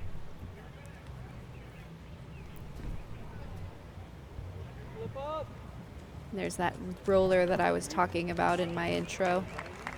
That's going to be, I mean, absolutely wonderful. It's hard to control, as Paige Pierce was alluding to earlier. It's hard to control a roller. He does just that. He'll be in the circle, putting for his birdie.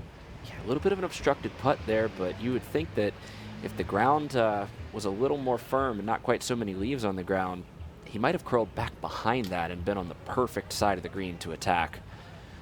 And Eagle, this is the ideal spot here. You challenge that left side OB, get a clear look at the hallway for what is probably going to be another forehand. That's right. And while there is OB on the right, the real obstacle here is that the ceiling in towards the basket does get incredibly low. I think he's going to go with that low skipping forehand shot. We may even see him. No, it looks like he's lining up a forehand.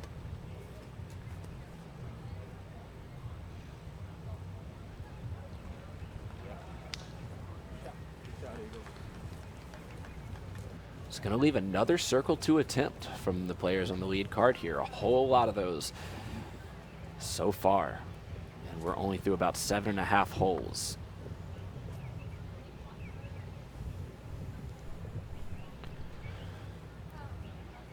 Nathan, we saw him fillet this shot yesterday, just hop up over that short tree stump. Let's see if he can make that happen once again.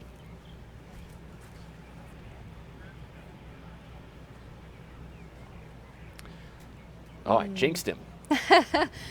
Not so. Catches that tree stump. That's going to be a tough putt. He does have a nice pitch to his putting style. And yet again, long putts abound for this lead card. Nathan opting to go with the T-bird upshot. Be an overstable fairway driver, giving him the distance, but still that sense of stability that he needs to skip up and towards the basket. Unfortunately, he did hit that stump, but he's going to have a birdie putt from circle 2. This is going to be an option play for Chris Clemens. This is going to really tell us a lot about how he's going to play through adversity on moving day. If he chooses to get aggressive here versus if he chooses to lay it up and just make sure he's got an easy par putt. Chris Clemens on the fairway after 3 holes here on hole 8. He currently is in the lead by 2 strokes, but he's going to have an obstructed putt. He chose the aggressive play there, picked his moment, and he and Nico are going to be able to read off each other's lines to the basket. Nobody's really close on this hole right here. These are all going to be well-earned scores. Couple of birdie looks, couple of par looks. Hole 8 coming in as the 7th most difficult hole, averaging over par. 20 players to come in with the birdie on the day. And excuse me, this is going to be Chris Clemens for bogey when he gets up to his putt. He was out of bounds off the tee, so this will be shot number 5 for the current tournament leader. But if he doesn't make this, and Eagle or maybe even Nathan can somehow find a way, all of a sudden it's a tie ball game once again. Nathan Queen looking to make his birdie putt from circle 2. He will have to do a little bit of work. There is those wooden pillars.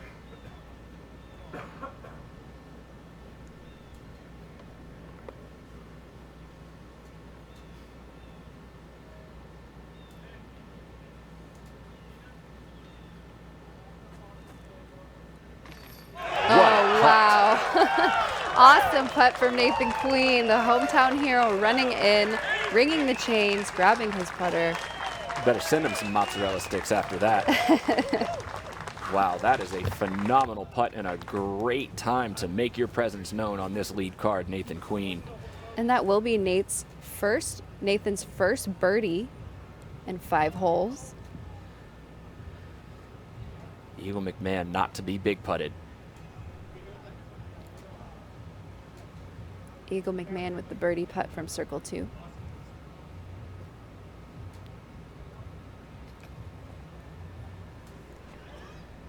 And this is where those soldiers get really dangerous. All of a sudden, he goes from the clear putt to the obstructed putt with more pressure on him. The most pressure right now is on this man to save bogey.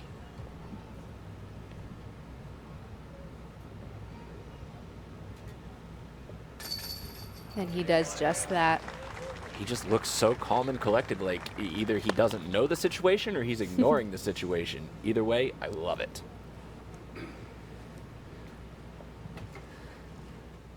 Nico is tight up against this tree here. This is going to be tough for the way he likes to putt. Eagle putting for birdie from an obstructed circle 1. He's going to be looking to get his second birdie of the day. His first being on hole 2.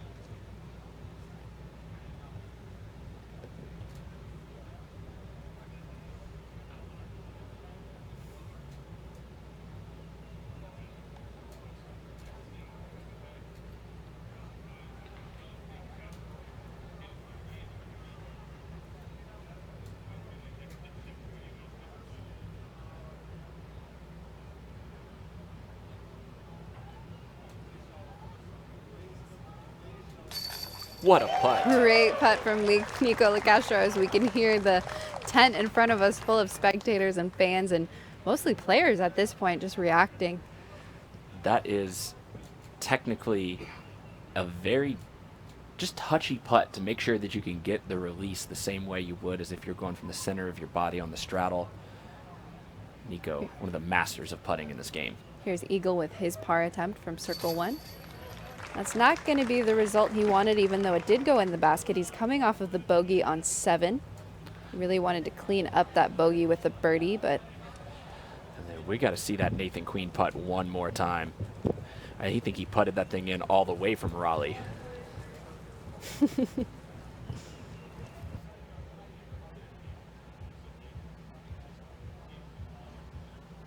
Just hooking it in the left side of the basket there. That's a phenomenal putt from Nathan Queen as we welcome you all back into the studio on Old Hole 2 in the hospitality area at Winthrop University. Seth Muncie of Disc Golf Strong is joining us right now. Seth, you have had a whole lot of players over there in the practice area getting their bodies ready to compete in these conditions. What has it been like for you this week at the USDGC? Yeah, first, it's so great to be here. Both of you, Hannah and Jamie.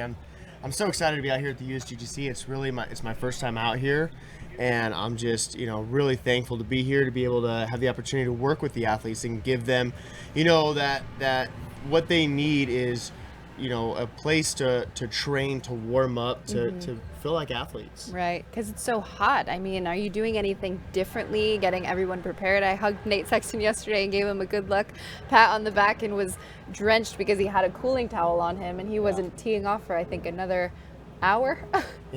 Yeah, I'm actually cutting down a little bit of what I'm doing with them, really focusing just on the very specific things that I feel that they need, but not making them too worn out, really understanding the temperature and just try to make sure that they are ready to go out there and not overexhausted, because it is really hot out here. Yeah. As you've been talking about. One other thing that we've been talking about a lot is just the mental game. Are you doing any coaching mentally out here? Winthrop is all about mentality. We've seen several OB shots from our leaders who are still in the lead because of how they're able to connect with their drives regardless of what's happened on the course. Yeah. I was talking to one athlete today, and he was telling me that I'm coming up to my putts and I'm trying to think positive. I'm trying to think of everything I need to do. I said, how about today you just take a deep breath and just putt? Like I was told him, negative thinking, positive thinking is better than negative thinking, but sometimes not thinking at all is better than positive thinking. So, right now when you've got so much going on out there and you have, the heat and all, the spectators, and just in your mind think about what Winthrop is. Right. There's so much into each putt, into each throw, and I said just relax, take that breath in, exhale, and just execute. That's what we do here in the studio. Yeah, deep breath, exhale, try not to flub our lines, and try to call some good golf. Well, since we're talking about the heat and the pressure and everything that's on all these players out here, what tips can we give everybody watching at home from all around the world when the conditions get really tough? What are some of the best things that you can do to prepare? Well, the first thing is, we talk about hydration a lot, and I was talking to one athlete the other day, and he said, I didn't feel really well because I hydrated. I drank like a gallon of water, and I didn't feel good after it. I said, well, how much did you hydrate leading up to the tournament? And he said, well, I didn't really drink that much water leading up to the tournament. I said, so you're entering the tournament dehydrated, and then you're trying to hydrate on the day of the tournament, and now you're flooding, you're diluting the electrolytes in your body. So that's one thing, is to really think that you need to hydrate before the tournament starts so that you're maintaining your hydration, and throwing in electrolytes, trying to keep cool any way you can.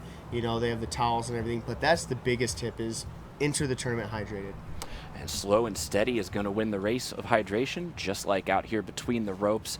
We're out here on hole 9. Nico LaCastro, first to tee. Hole 9 being that 685-foot par 4 representing Pennsylvania. This is a triple island hole, and seems like Nico's getting a bit aggressive. There is a second island approximately 320 feet away. Yeah, well within range, and it's time to start making that move. I would be shocked to see any of these players, especially the two lefties, go for that first island. This is number 2 all day. Nathan Queen. He's been real good at this shot through the rounds we've seen so far.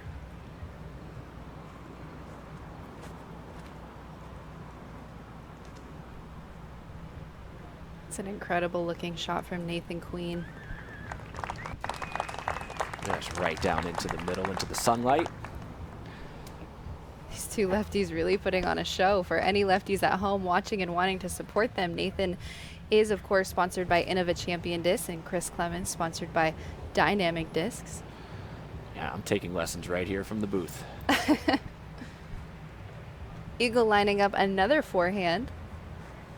When it's feeling good, it's feeling good. They often say obsession is the difference between great and legendary, and I think this young man is certainly obsessed with his disc golf game.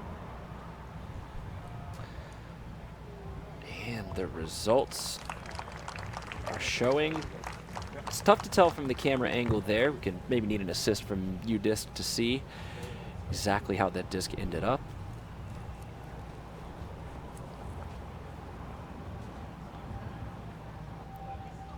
Chris Clemens lining up his getaway. And that may be leaking right early.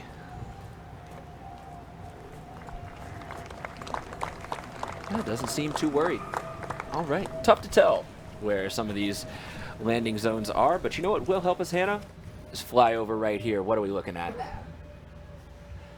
We are currently looking at hole 9. So now you can see there are these OB stakes, but I wonder if you're thinking at home, where did the rope go? This is Winthrop Gold. It's classic. It's lined with yellow rope. Well, this year we're doing the Winthrop Arena, where we've taken that rope out and we've capped all of the posts that are normally found throughout the fairway. When it's playing for hazard, you play from where your disc goes out, and if your disc goes out into hazard and there's rope there, it can interfere with your play. It's hard to catch on camera. There was a number of reasons, but we're really seeing that as, I think, one of the most iconic changes.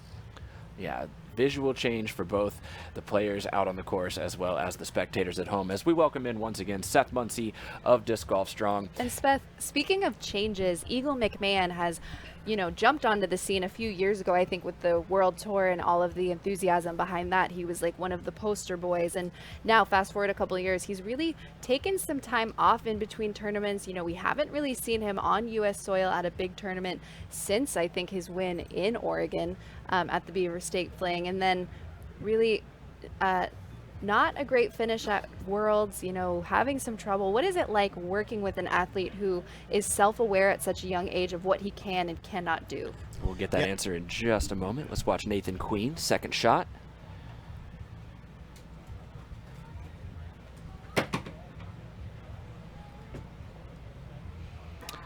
Once again, opportunity to show off the putter. It is, and he's visually frustrated with his shot as it comes out of his hand.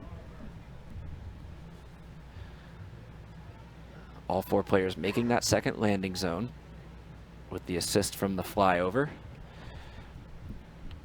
Nico looking like a forehand again. Now this is a different disc than the one we've seen him throw on hole 5.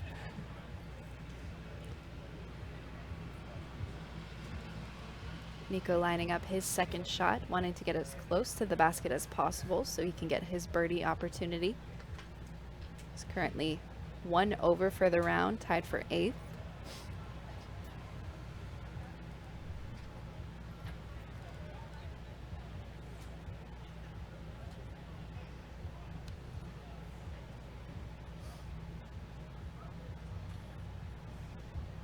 That is a powerful forehand.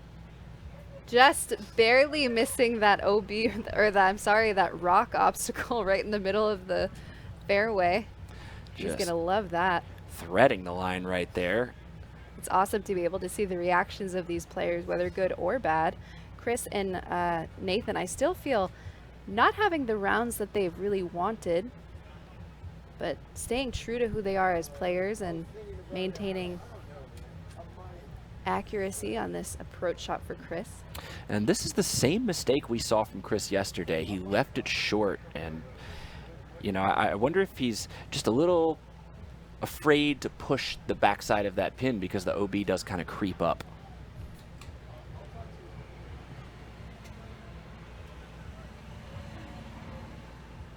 Eagle McMahon last to make his approach shot, known for being a strong thrower.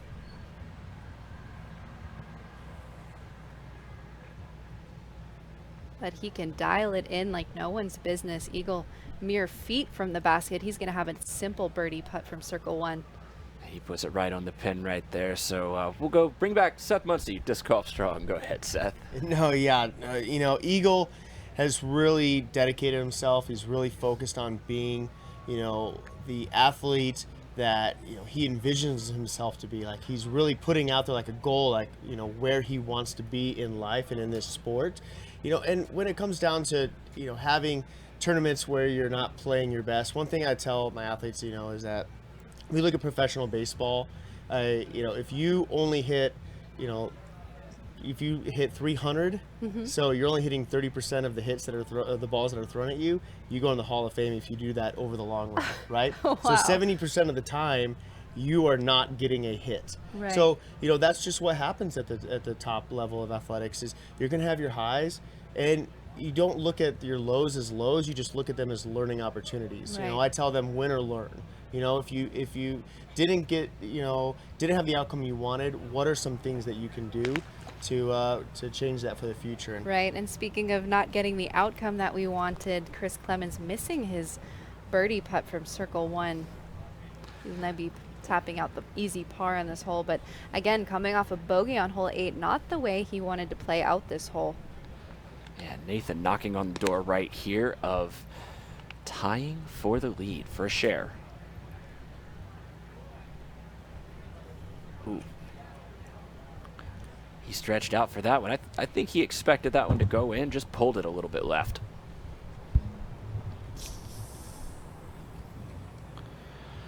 As we get to the heat of the day, we're getting to the hottest part of the course coming up. So all these players looking to keep cool. Nico checking the wind. No real movement. Again, no real movement on the flag stick there. Nico for birdie from circle one.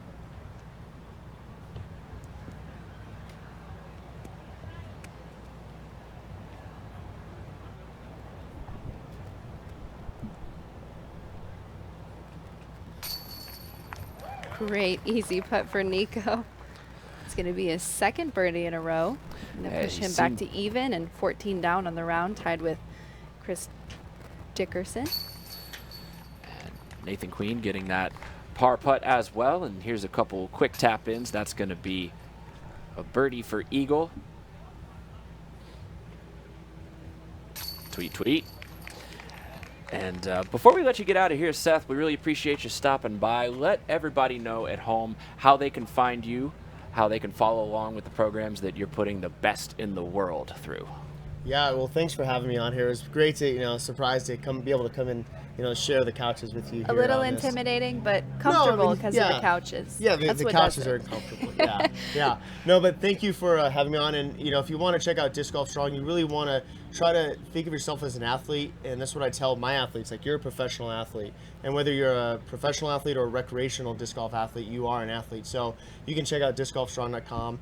I also have my YouTube, Instagram. But big thing is I have an app, the Disc Golf Strong app that you can download on your Apple and Android phone. And there's there's like over 400 exercises on there. There's a pre-round warm-up that Eagle does, that Paige does, that Sexton does. You know, a lot of the top athletes do. So I encourage you to try that out.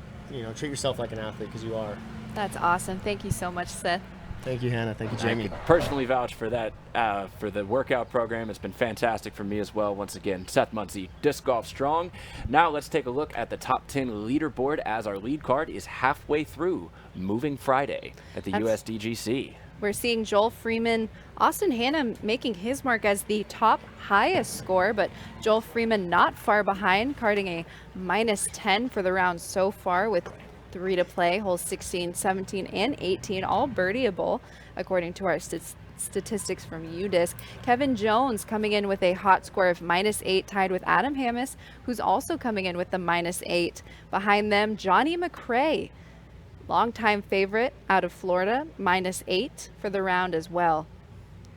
And as you can see here, now we're looking at the big movers, the hot scores for the day here. Drew Gibson making an appearance there. He's now tied for second again. He's 16 down. Like you said, James Conrad right in that mix as well. Alex Russell. Wow, we're 9 holes closer to the finish, but we are no closer to deciding who is going to be your 2019 U.S. champion. That's right, as our competitors move over to hole 10. Hole 10 is a 549-foot par 4 representing my home state of Virginia. With a mandatory right near the tee, this has always been one of those risk-reward holes. A lot of the competitors can reach this pin, as we saw Nico do yesterday when he carded the Lone Eagle, but they have to decide if they can accurately put their shot within a 45-foot circle. With this also being hole 10 and the beginning of the back nine, some players may feel they need to gain strokes or preserve their great start. And once again, the Throw Pink Basket, hole number 10 in month number 10, Breast Cancer Awareness Month, and we'll get a chance to talk a little bit later about the Throw Pink initiative and how that works in with the championship. In the meantime, Nico LaCastro is going to be back on the tee, and we've got Champ back with us. He's joined us here in the booth. Champ, keeping cool out there today? Yeah, you know, riding from shade to shade on my bike, getting a little wind in the hair with the bike. And how you guys doing, Hannah, Jamie? Great, thank you. Doing pretty good here. Scores are tightening out. We got a bit of a race going here. Looks like Nico is going to be lining up that eagle opportunity once again here on hole 10. He's really taking his time dialing in his mental game, and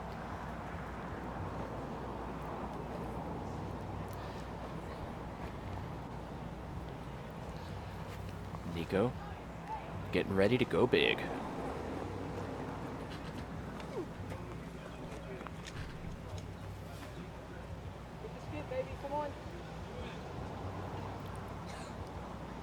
anxiously awaiting the spotter. You never like it when they have to run that far. Oh, unfortunately, Nico did not make it into the safe zone. That's one of the risks that you take out here on hole 10 if you decide to go big. Yeah, wasn't really sure if he hit the spotter bush or not, or excuse me, the bush that Simon hit as the spotter went to go see how that ended up. Nico will go to the drop zone. Eagle might be laying up. Yeah, it looks like he's pointed that direction. It's kind of a shock to see someone that's got that prodigious distance to lay up on this hole. You think they would want to have that eagle chance, but hey, carding an easy birdie is sometimes great on the back nine of a major on the third day. Yeah, that has to be a situational play, because if the lead wasn't so close, you would expect him to press, or maybe even if he was leading, he would try to press the advantage. He's going to accomplish that with his backhand link. Newer disc to Discmania as of this year. The two lefties going to make decision today. Ooh, they definitely were laying up, no thought about it yesterday, and today looks like he's going to press the issue here. He's put the big rim driver in his hand.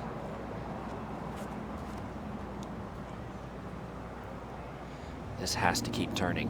It's going a little back to the right. Needs to hold on over there. Looks like it landed close to the line.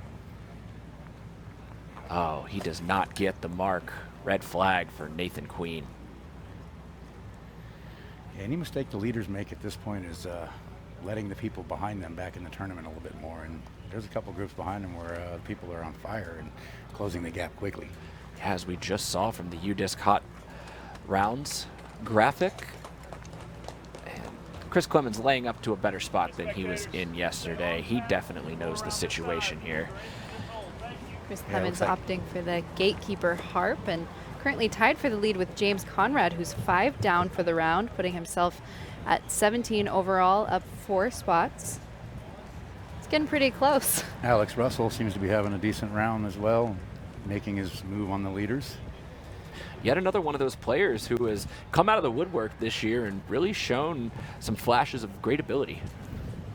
Yeah, I've been paying attention to some of his finishes, and he does fairly well every tournament. He's got a consistent game for sure. And here's the graphic. Oh, I love this right here. This is where all the players are relatively. Eagle laid up way far up the fairway. Actually, this should be very routine birdie. Kind of similar to the old dot technology, except for there's faces in the dots now. Yeah, hashtag throwback to the dots. Here is Nico. Really important shot here. Once you've missed, and now you're throwing 3, you've got to get this up and down. Giving up a bogey on this hole is giving lots of strokes to the whole field, basically. So far, Nico's ability to scramble is only at 50% for the round. Looks like he's left that a little inside, and he's going to take a skip away from the basket. Does it have enough? Got the green. He's going to have to make a putt to save par there.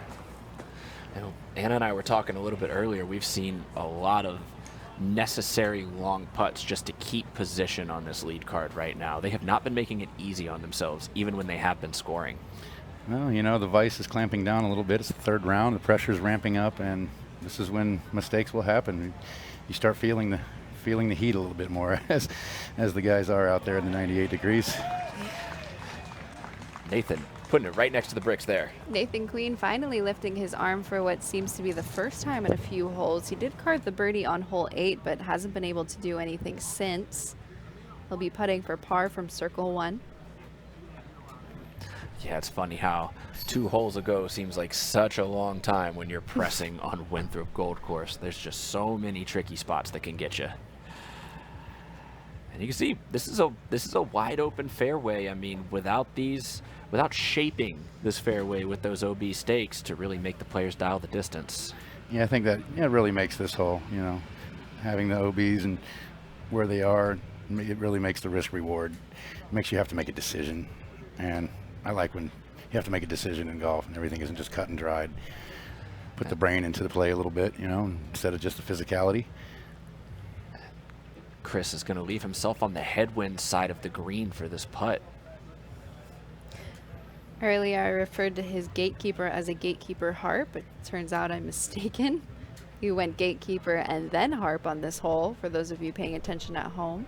The fanboys are rioting Anna, all over the world. We'll take a quick moment now. Shout out everybody that all over the world is tuning in. I saw the number of about 2,200 concurrent live viewers yesterday. Thank each and every one of the 2,200 of you for following the lead card along with us, even out in Sweden, out in Finland, all over the world. Thank you guys once again. This is the 2019 United States Disc Golf Championship. It is the 21st championship. We're all grown up now, 21 years old, always been right here on the University of Winthrop campus.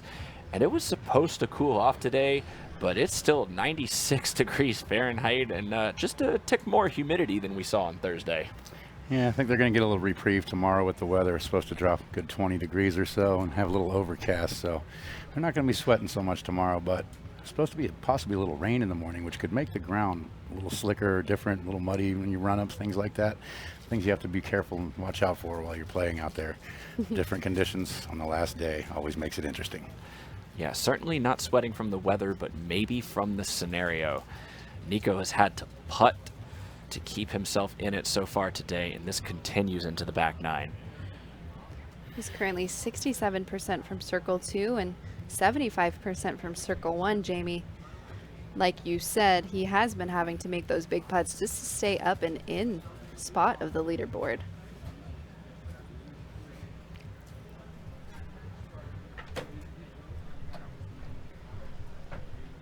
Looking for the pink basket to catch this one here. This will be for par.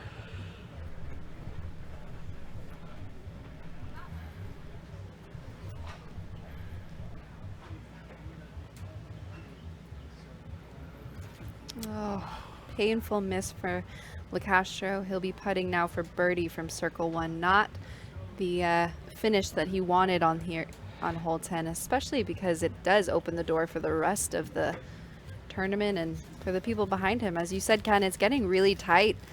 Nate Sexton, a USDGC previous champion, is up 5, shooting 6 down. Joel Freeman right behind Chris Dickerson and Albert Tom. Scores are tightening up, and the hot ones keep coming in. That's a good headwind putt there to save by Chris Clemens. And Nico's putt looked like a little bit more of a mental miss than a physical miss. Yeah, you know, he had it dead on line. Just a little lack of power there. You know, that the basket does, you know, the ground drops behind that basket, and if you get a little too squirrely with it, it can lead to a long putt coming back. And he might have had that thought in his head, but I think that was just a mental mistake. Didn't put it high enough out of the hand. And Eagle looked like he played 3 straight putters. We saw 3 straight forehands to the green on the par 5, hole number 5, and then out here on 10, once he finally gets back to that backhand play, he just kind of putters around the side of the fairway. Easy birdie. At this point in the championship, you'll take birdies as often as you can get them. And I do believe this is for his bogey, because he didn't make the green on his first shot, had to throw his 3rd shot up, missed his putt. And that's unfortunate there. It's many people leapfrog you when you do that on hole 10 out here at the Winthrop Arena. Yeah, you've got to be losing it at least a stroke and a half to the rest of the field on what is undoubtedly the easiest, at least the easiest par 4 on the course, if not the easiest hole. You see Nico he really wanted to make a move on that hole and just couldn't get in position. I'll be very interested to see how that affects him going forward into 11, 12, and 13. This is the 18th handicap hole on the course, isn't it? Hole 10. I would imagine just by the eagle chances. The stroke average of almost 1 under par for the whole field. Yeah, it is. Yep, I just pulled up UDisc stats from udisclive.com. If you're joining us at home and want to tune in and see what I'm seeing, this is playing as the 18th most difficult hole today. 56 players carding the birdie 3, 11 carding the eagle 2. Wow, and we saw eagles in the teens yesterday as well. As we welcome you back into the studio, and here he is. Champ has joined us once again, and we are so happy you can be back. Of course, Hannah Macbeth over to my right as well. This is the 2019, United States Disc Golf Championship, the final major of the decade. And this has just been an incredible event so far. I mean, what are some of the biggest takeaways? I'd like to hear from each of you right now as we wait for our players to get ready on 11. Hannah, I want to start with you in a couple sentences today. Summarize for anybody that might just be joining us. Chris Clemens, we talked about him before the round started, Jamie. He said, I plan to get more birdies today. And I asked you that question. Do you think that's going to depend on if he plays more aggressive or maybe cleans up some of his mistakes? I think we're seeing a lot more mistakes from Chris Clemens today. And only 1 OB, but 3 bogeys on the day. I think that has something to do with his aggression coming into day 3. It is moving day, and the whole field is directly behind him. Yeah, Eagle McMahon right there, barely avoiding the OB on the left side. We'll get Champ's thoughts in just a moment here. Chris Clemens just staying steady.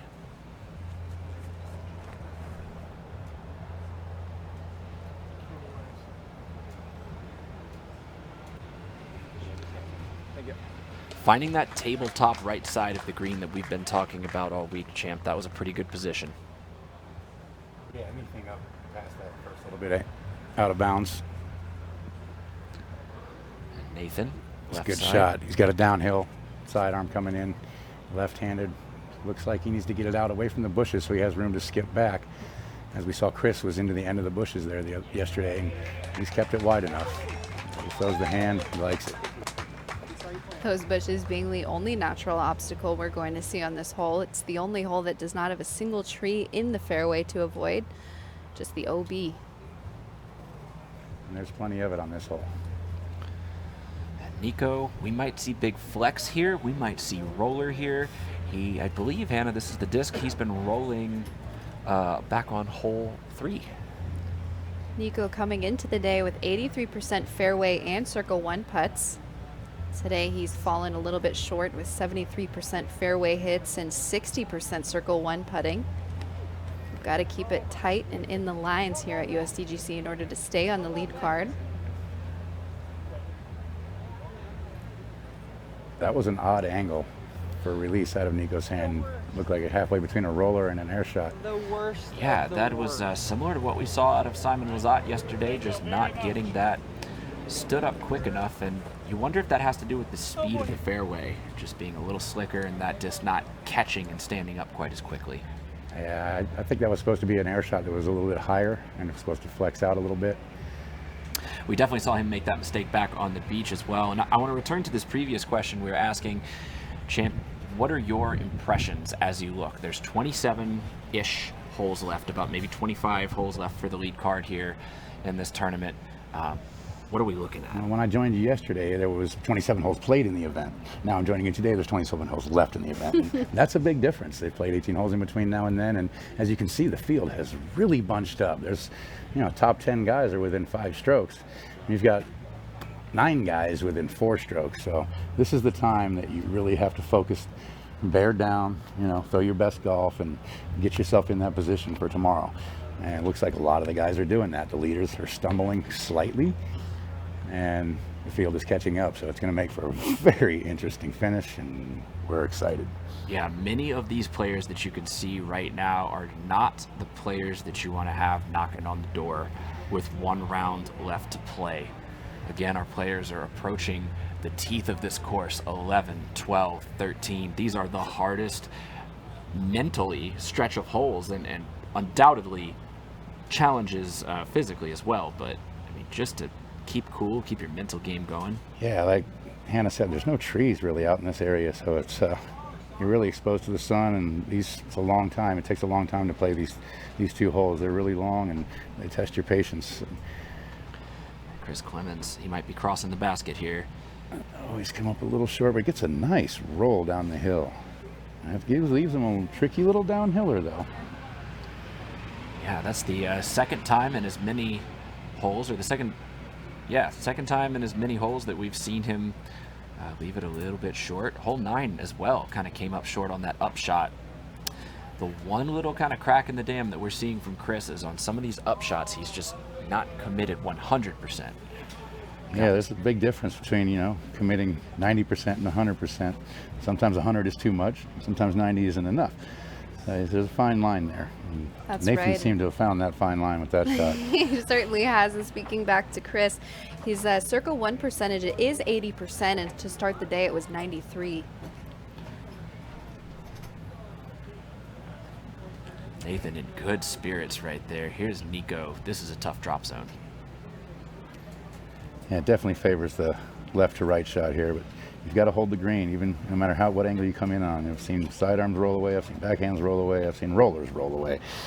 And he likes to flex the forehand, which may put him at a slight disadvantage versus that pure hyzer. Yeah, I'm not sure the distance from this drop zone, but it's not that long of a shot. They should be able to reach it, no problem. It's just getting it in between the lines and having it stay there. Looks like he's taking the left side of that drop zone to get a little better angle. And it's got to sit.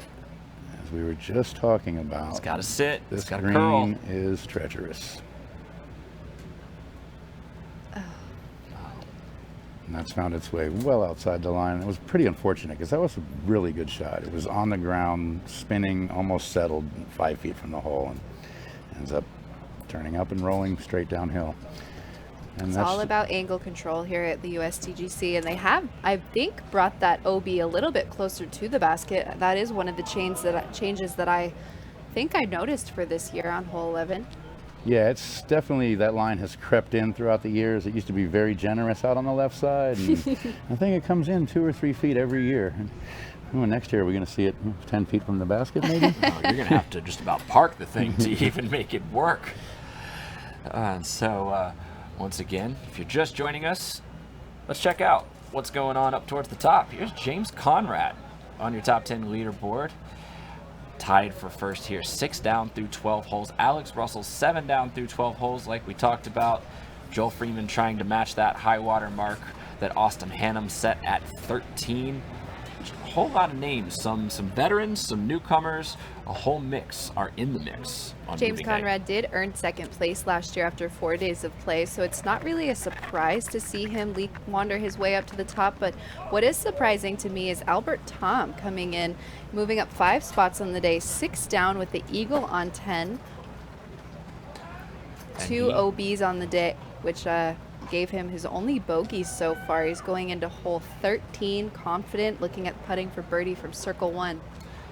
He's kind of like the European version of Kevin Jones, showing up big at the majors. That's right, and this is his first time at this major. It's his first time to the U.S. at all, actually. Eagle buzzing the tower. Yeah, it's nice to have a drive that far out where you can throw a soft putter shot to the basket.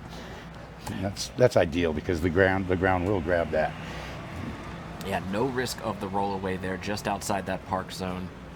And though a guy like Eagle might be able to play this whole entire hole with the putter. And we apologize, we missed Nico's other shot right there. Just a little bit of technical difficulties there with the cameras. We're going to let them reposition on the green and try to get you back out to the 11th hole as soon as possible.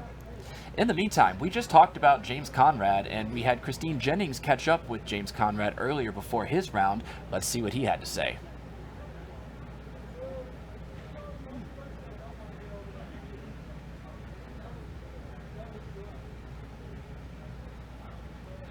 All right, and we are having a little bit of technical difficulties. Forgive us 1 second. We'll get back to it. James Conrad on the way later. We'll get back out to the action momentarily. It is really hot out here.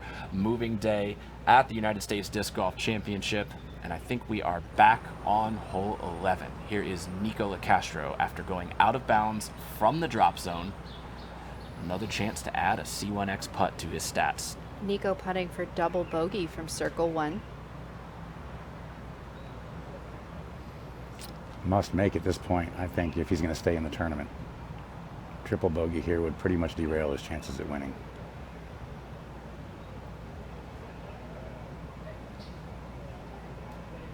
Correct me if I'm wrong, is he the highest placed former champion at this point? He is. He's a 2-time runner-up and a 1-time champion, and I'm scrolling through. I don't see Nate Sexton. No, Nate Sexton is tied for 9th, currently up 7 spots on the day, followed by Jeremy Colling and then Nico. So they're all kind of bunched right in the 2nd or 3rd card. Yeah, and that's 2 double bogeys on the scorecard today for Nico. He's not going to like that, but again, that's the 2nd time we've seen him save double bogey with a great putt. So he's just gotten just had to really work for it. Again, that's kind of been the theme on this lead card today, is keep working. It moving. Yeah, keep it moving, keep working, and just keep on trucking in this hot weather. That's right. This is Nico's 10th USDGC. As I said, he's a 2-time runner-up and a 1-time champion 10 years ago in 2009. He's been a PDGA member since 1996, and though he's had a quieter tour this year, hitting only 16 events so far, he's done well at pretty much all of them, making cash. Here's a quick recap of what we just saw on hole 11. Nathan Queen making quick work of this par 4. Eagle McMahon with the monster drive leading to the easy putter up. Chris Clemens just off that top band. And then Nico making good on that putt. Yeah, it's always nice when you have those short putts for birdie, huh, champ? Yeah, it sets the mind right. You know, you can just mentally move on to the next hole, basically, before you have to putt out. And once again, we are on the fairway of the old hole 2. This is the hospitality area. You see the spectators taking in the view, getting a break from the heat. Shout out there to Matt from UDisc. UDisc helping us keep track live of everything that's going on. There it is. The Flashing UDisc his logo. All right, so we promised you an interview from Eagle McMahon earlier. The players got off to a quick start. Now we can catch up. It seems like such a long time ago, but here's Eagle pre-round with Christine. Feeling today going into moving day on round 3? I'm feeling nice and confident. The weather's a little less hot. I had a good night's sleep last night, so I feel like everything is lining up for me to have a good day. Perfect. Sounds great. Well, thank you, Eagle, for your time, and good luck out there today. Thanks, Christine. All right, and back, Eagle. No time to talk, time to throw. We're back here on hole 12. Hole 12 being a 901-foot par 4 representing Wisconsin. This is an elevated tee pad shooting down from the stadium, and this year they have tightened up that landing zone, meaning players are going to have to commit to the decision to play safe or get aggressive off the tee. If you get stuck in between, like we've been seeing throughout the day, your disc will go OB, resulting in a rethrow or playing from the drop zone. I think of Nathan Queen, his his approach shot on hole 6, maybe not enough commitment to it and found himself OB. Full send here from Eagle. Looks like he's got a good angle on it. Get across that first little inbounds area and wow. That sign you see on the right side of that screen is 600 feet That's from crazy. the tee pad. Looks like he's going to have another one of those putter up shots that he likes. Wow, he is just kicking it into the next gear that we all know he has. Eagle taking his S-line DD3 and going with the backhand distance hyzer to straight.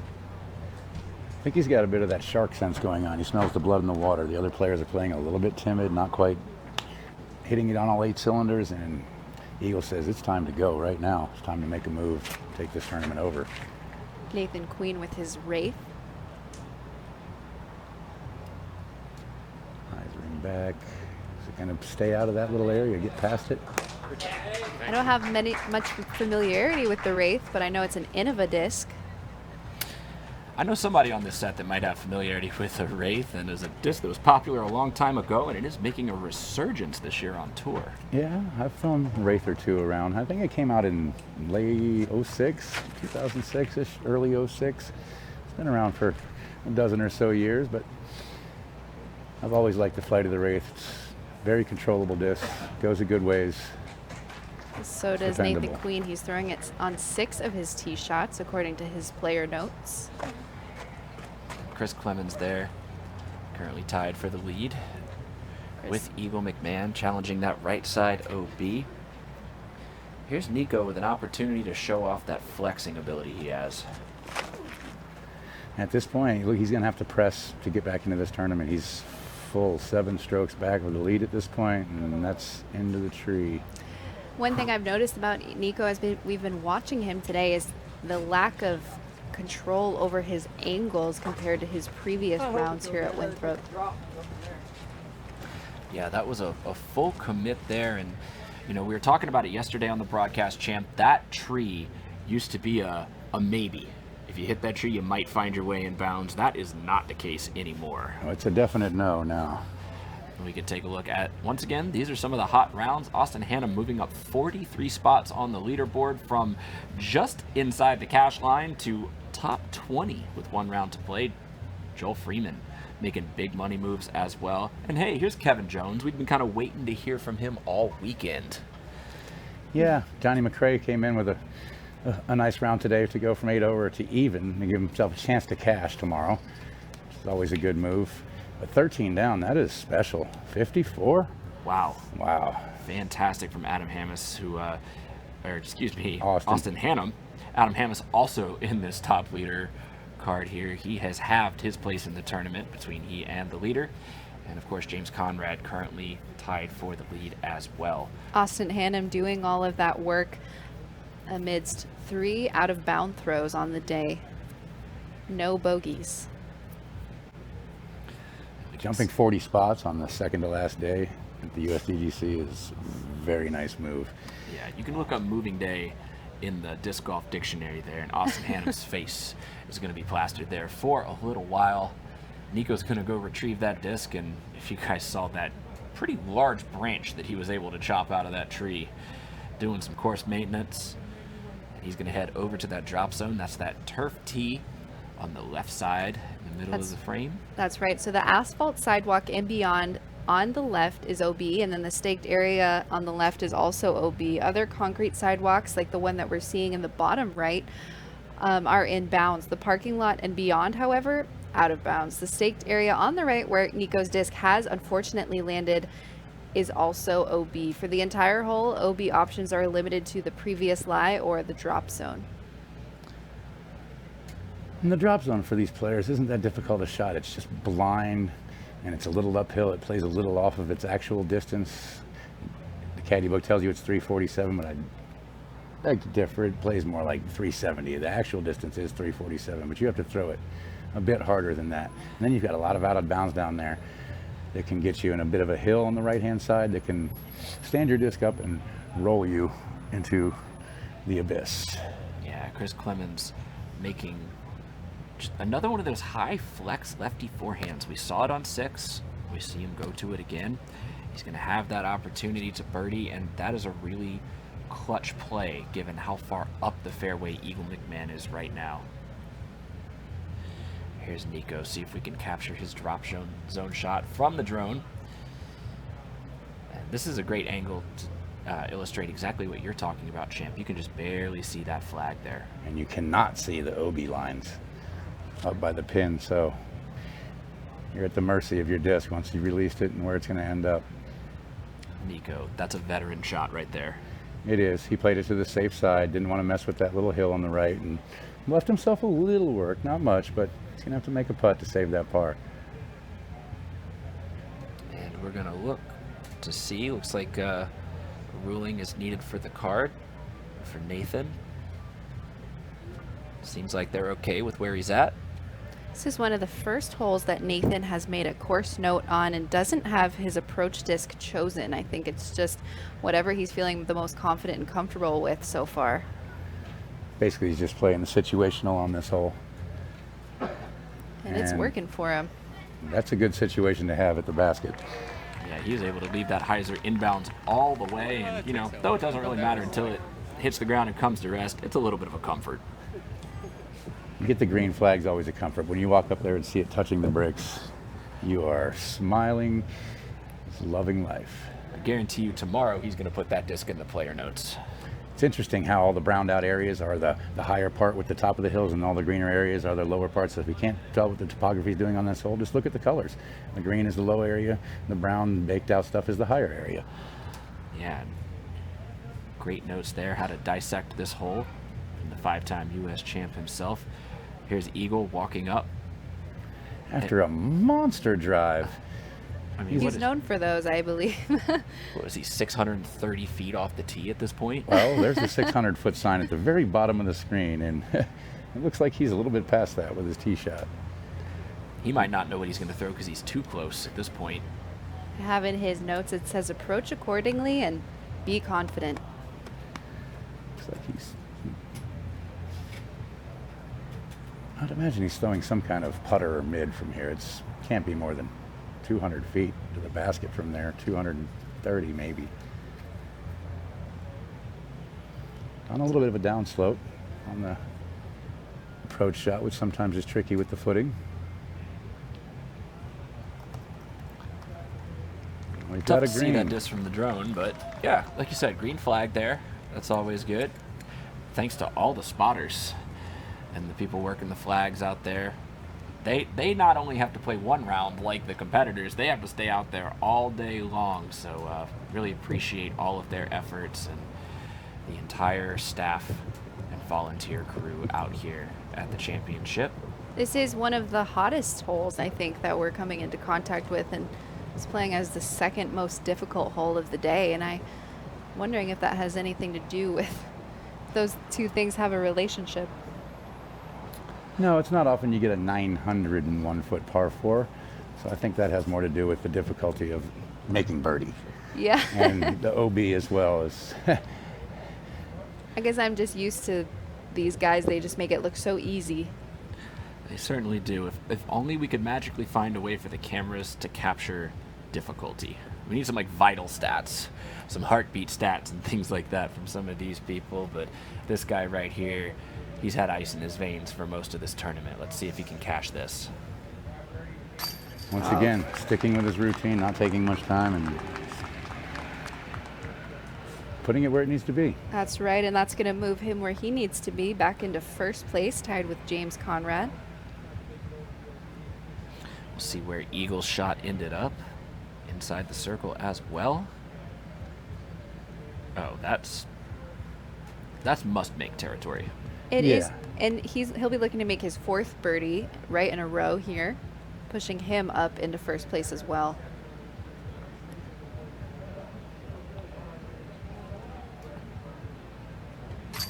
It's nice to get on a little run. 3, 4, 5, 6 in a row, and you just get that confidence building, and it keeps gaining with every birdie. And if you can run that out to the end of the course, you're looking at having the lead going into the final round.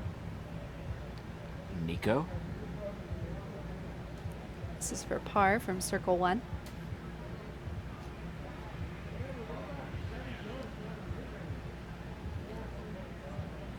He's definitely thinking about it a little more than usual from this distance, and catches the right side and gets in there. He knows it wasn't perfect, but got the job done.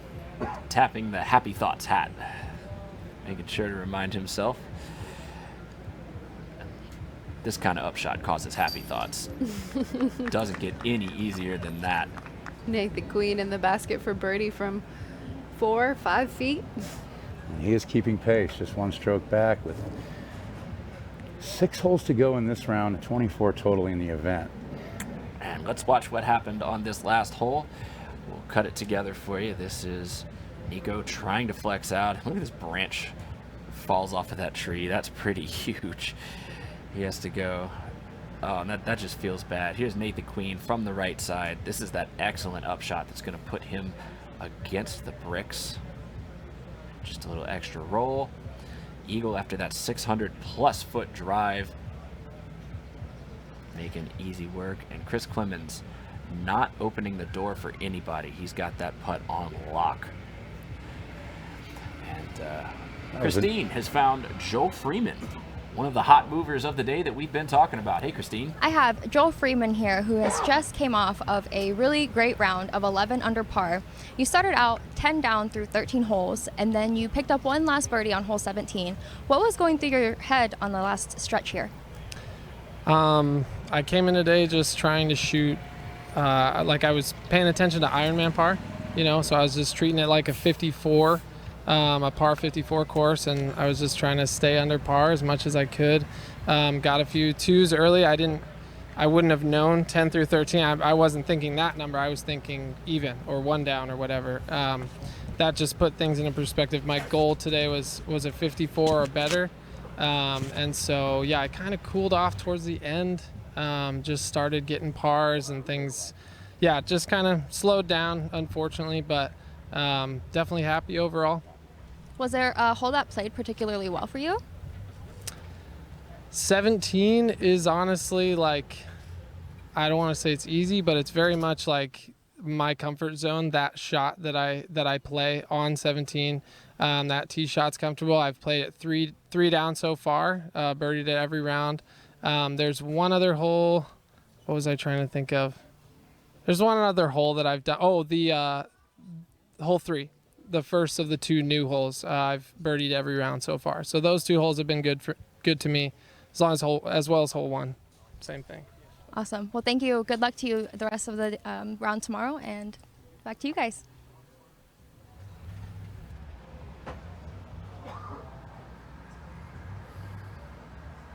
And we are back here on hole 13. This is our live aerial footage. Thanks to the crew right down there in the Fulcrum van, getting in position for the diabolical 888. Hole 13 is a 88-foot par 5 representing Arizona. This is the infamous 888 hole, but with a longer, it's right in the original pin position. The tee shot requires distance and accuracy because of the OB on the right.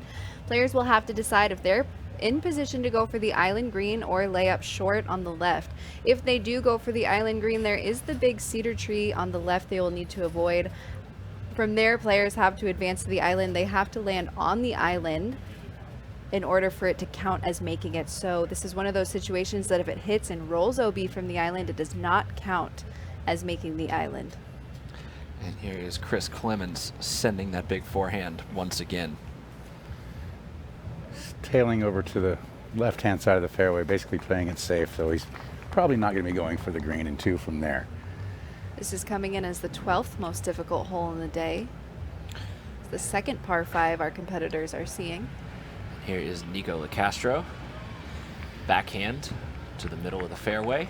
A little bit more aggressive move there, out over the sidewalk and trying to gain the distance to get to that gap, which is a long ways off to be in that open gap where you can throw the big hyzer out to the green. And no backups, as they had delayed the tee times just a little bit to try to alleviate some of that from yesterday. And that means the 2 players that got the birdie on the hole, that would be Eagle McMahon and Nathan Queen, had gone before we got out of our drone flyover. We'll see if we can capture it on the post-hole wrap-up when we can see them again, but it'll be a nice little surprise as they traverse this fairway. Once again, we've seen a lot of these players kind of attack that back corner. We'll have to see if they do it again, and it looks like we'll bring that back in at the end of the hole. We'll get to see everything played back for you. So in the meantime, that back left corner, Champ, do you expect the players to still attack that despite the pin being back in the original position, or would you expect to see him cut the corner now? I think it's in the short position today. I rode my bike over there and watched a few players play that, and it was in the short position right up next to the curb. Great. So for Championship Saturday, it'll be in the original pin, but for today, that means probably that back corner is in play once again, like we saw Nathan Queen execute so flawlessly yesterday. I think the back corner they played last year, which was a longer pin, and this is what I would call the front corner because you're getting to it quicker. So I would call this the front corner of the green since it's closer to you in the fairway. Sure. Back would be at the back of that island. So this hole has to be a little bit shorter than the other one distance-wise. I'm not sure which one is 888 feet, but if it's the original pin that's 888 feet, this one should only be about 800 feet. There's about 80 feet difference between those two. And here is this area. Avoiding that cedar. Opened up to all these players back there. And that's ideal. He can give that a little bit of a bid for eagle running across the street there, unless he wants to just lay it near the pin and take the easy birdie. But he does have the option to get an eagle 3 there if he wants to get aggressive. See Jordan Castro standing alongside Chris Clements, his touring partner for this year. And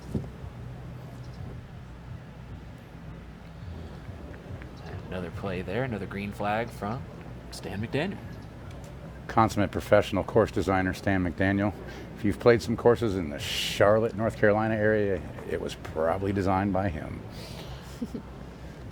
Speaking of eagles out here on hole 13, Eagle McMahon tied for the lead up 3 spots. We've been able to catch some of his round yesterday. The big arms not having as much success as he is today. We saw Drew Gibson and Simon both known for their long throw, just like Eagle, but tailing down off the leaderboard at this point in the round, and Eagle just keep climbing up. Yeah, Eagle has a more even keel to his mental game than Drew and Simon, though all 3 of those players capable of some fireworks, and this is going to require some creativity from his lie. Looks like he just pitched out to the really open spot where you can go for the big hyzer onto the green. I don't think he threw that just more than 50 feet. Wow, that feels bad. That's you don't want that to be a momentum killer, but it's a smart play at this point in the tournament. It is a smart play because you can rack up a number here if you get greedy. And he was in the woods. He didn't have a run up. It was really nothing he could do from in there. I think it was the prudent choice, and now he's got to pull off the next shot to make it work.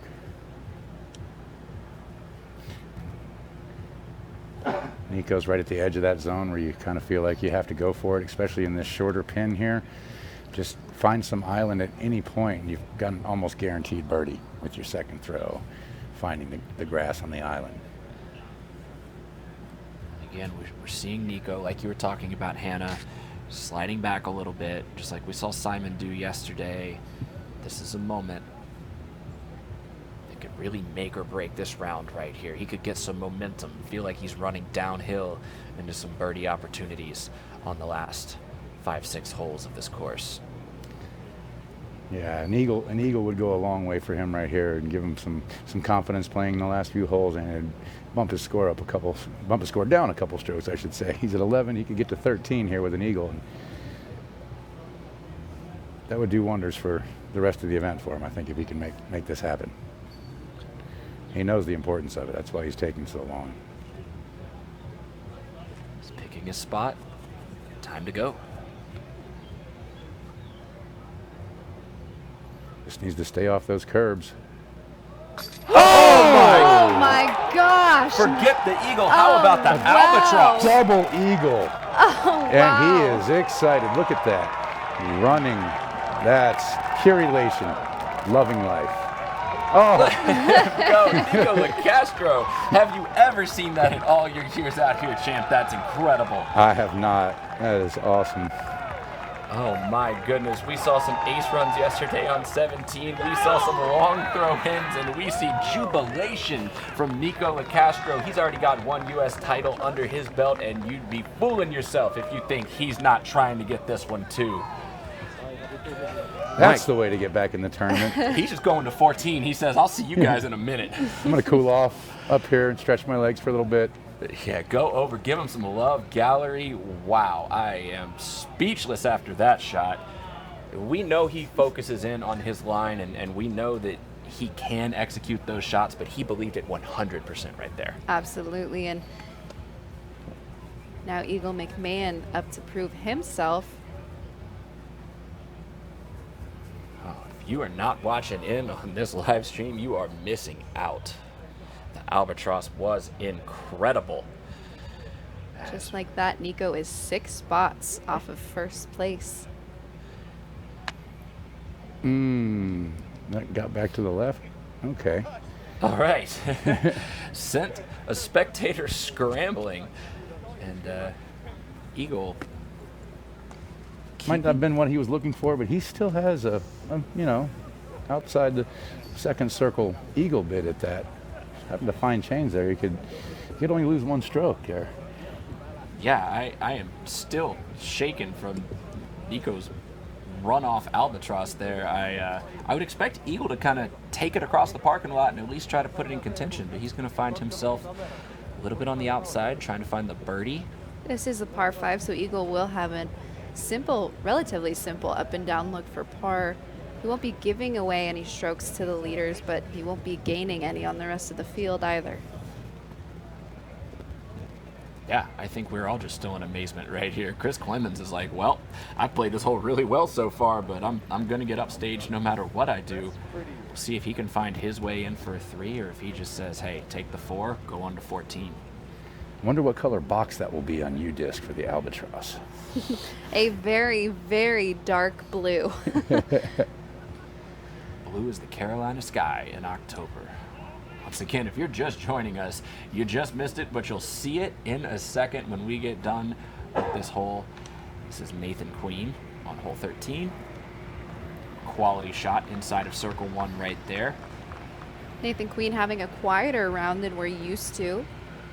Shooting 3 down, 3 OBs, and 2 blemishes on his scorecard. He's fallen down 2 spots, he but has still in the hung that on leaderboard. his finger throwing the sidearm. That's just straight into the parking lot. That is a huge mistake. That is maybe the worst shot that we've seen from Chris Clemens all tournament. I don't get that choice in that situation. He could have just jump putted it across under the basket. Yeah, he's gone to the forehand. They're going to go to the rules here. I would expect that he can go. He looked like he crossed over that little tiny... That doesn't matter because that's part of the island. You must take it from the prior side of the road. So he has not established his lie on the island, and that's what these gentlemen are discussing right here. Correct. That's right. So this plays a standard OB applies except for the island green. You must rest your disc onto the island in order to be considered on it, like you guys were saying. Great clarity there from my co-hosts, Hannah Macbeth and Ken Climo. This is Eagle McMahon we're looking at here, and clearly the rest of the field, well, except for Nathan Queen, has been kind of stymied and shell-shocked by the momentum-grabbing albatross throw-in from Yeah, Eagle I think that might have shook Chris into a bad decision because he could have done what Eagle just did. It was just kind of jump, throw it across there, and be under the basket for a tap-in birdie. I mean, you have to wonder, was he trying to get a little greedy, go with that forehand, maybe give it a little 50-50 run and fade it to the left, but I think you would have had a better chance of making it if you gave it a jump putt rather than a sidearm there. I can't understand the thought process there. Yeah, I'm trying to make the case for him, but you're right, Champ. He's been so good from circle 2, so good from long range all tournament. That seems like a misfire, but here's a chance to make it up right here. Yes, he can save par with a long putt here. That's the way it's playing. He was throwing his 3rd, now he's throwing his 5th. Putting for par from circle 2.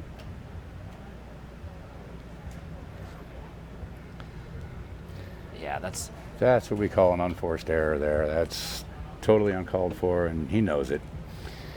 And of course, I don't think any U.S. champion has ever gone 4 rounds on this course without a major unforced error like that. This is what's going to be so crucial right now, is how he picks himself back up.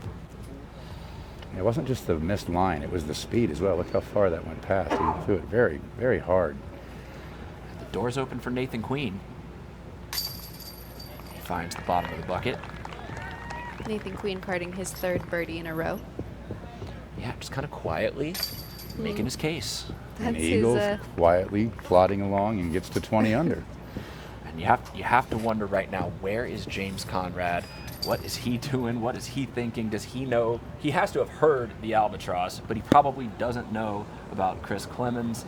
Taking the bogey there, going to drop him back to 18 under par. Eagle McMahon, Nathan Queen.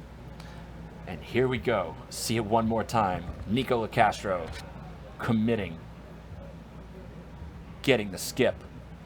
Perfect. Unbelievable. That's great timing for that shot, because he was basically falling out of the tournament up to that point during this round, and he knows that gets him right back in it. I mean, this is a new Nico LaCastro from the guy that we've seen in the past. He is somebody that in past tournaments, when his mental game starts going against him, when he doesn't get that putt working, and we've seen that in the early part, he's kind of fallen apart, but to have the composure to come back and make that shot. Yeah, he keeps saying his mindset going into it was to believe that he was the best, and we heard that yesterday. And he's just confident. He's confident that he's going to come out with a good score today. He's confident that no one else wants it as badly as he does. And Champ, now that he's going into hole 14, this is a very gettable hole. How do you settle down?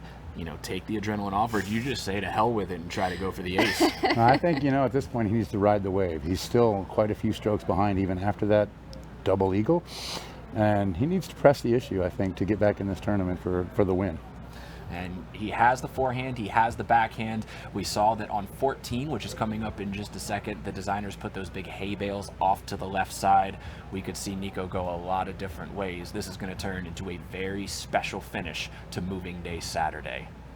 Hole 14, as you said, is a 413-foot par 3 representing Kansas. This is another downhill hole with hazard on the left near the basket and OB deep. The shot requires players to test the hazard if they want to be inside the circle or onto the green at all. It doesn't have many obstacles except for those hay bales, allowing players to open up on shot selection. I believe we will see anything from putters off the tee to distance drivers on spike hyzers, but from this card, I'm assuming it's going to be that forehand line that we saw. It was so popular with Chris and Nathan yesterday. And up in the shade, everybody having a smile. You see UC giving him a little love right there. That's just, if you don't remember anything else from this tournament, I guarantee you're going to remember that one. That is a special kind of shot right there. He's a special kind of competitor. I know there's been a few shots thrown in from across the street into that island basket, but I'm not sure if any of them ever been for double eagle. This hole averaging under par as the 4th easiest hole of the day. Here's Nico looking at that spike line. We were talking about it yesterday. This is when you have the backhand power to get there. This is kind of the expected line. Checking the wind, because wind is very crucial. If you're going to take that wide outside line, you need to know whether it's going to lift or if it's going to push down. So checking the wind is crucial, but you're right next to a big building here, so sometimes the wind read isn't exactly correct because the building blocks a lot of it. You throw it up high, it gets above that building, it can react quite differently than what it feels like down there on ground level. Nico opting for that spike hyzer. It's going to settle right near the basket. He will have a downhill putt, but he likes the result. He's feeling it right now. He knows he's getting back into this thing. Just got a few more birdies. He is, and there's 16 players in this field rated well above his rating, 1030 or better competing this year. 5 players rated 1040 or better. Nico 1026 rated. Don't tell him that right now. He is going for broke. Nathan Queen, co-leader through 13 holes on the 3rd round. Nathan Queen with the Thunderbird backhand on this hole.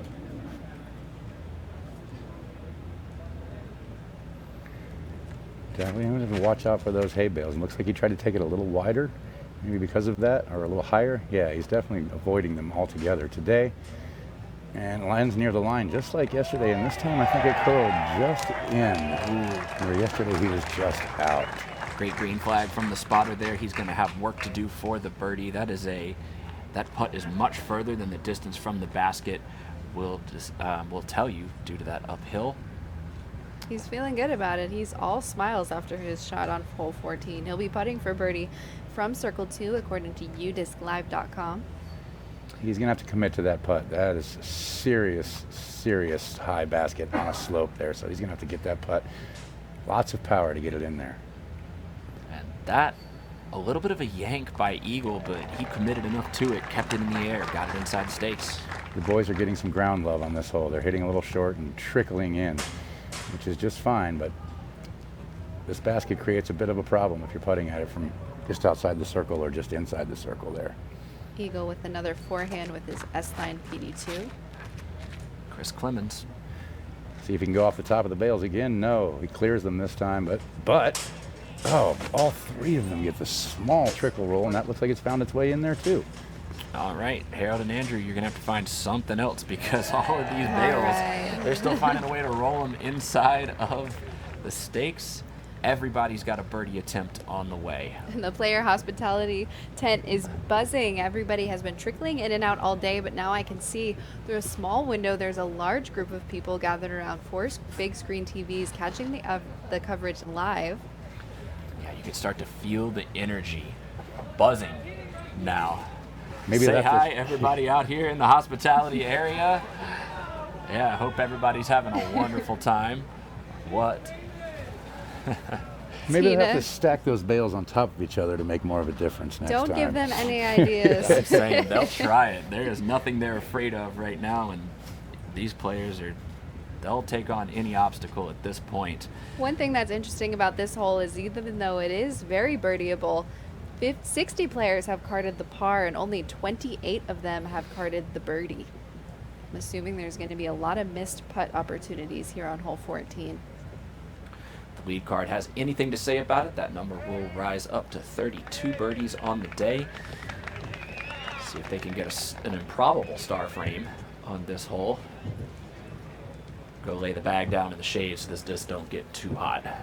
Yeah, definitely a good place to relax after you're throwing your shot back in the shade, because that's a bit of a reprieve on this hole. You finally get to some shade after the last 3 or 4 holes have been fairly open out in the sun, and he doesn't even want to mess with that. Chris says, no, I'm just going to throw it under the basket and take my par.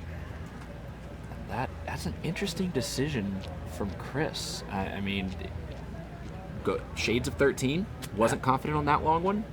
Yeah, I don't think so. I think that it's just any metal that doesn't make it on this basket has the possibility of hitting the ground and rolling down into the hazard, which adds you a stroke. You can take a quick 5 if you go for the 2 here and don't make it.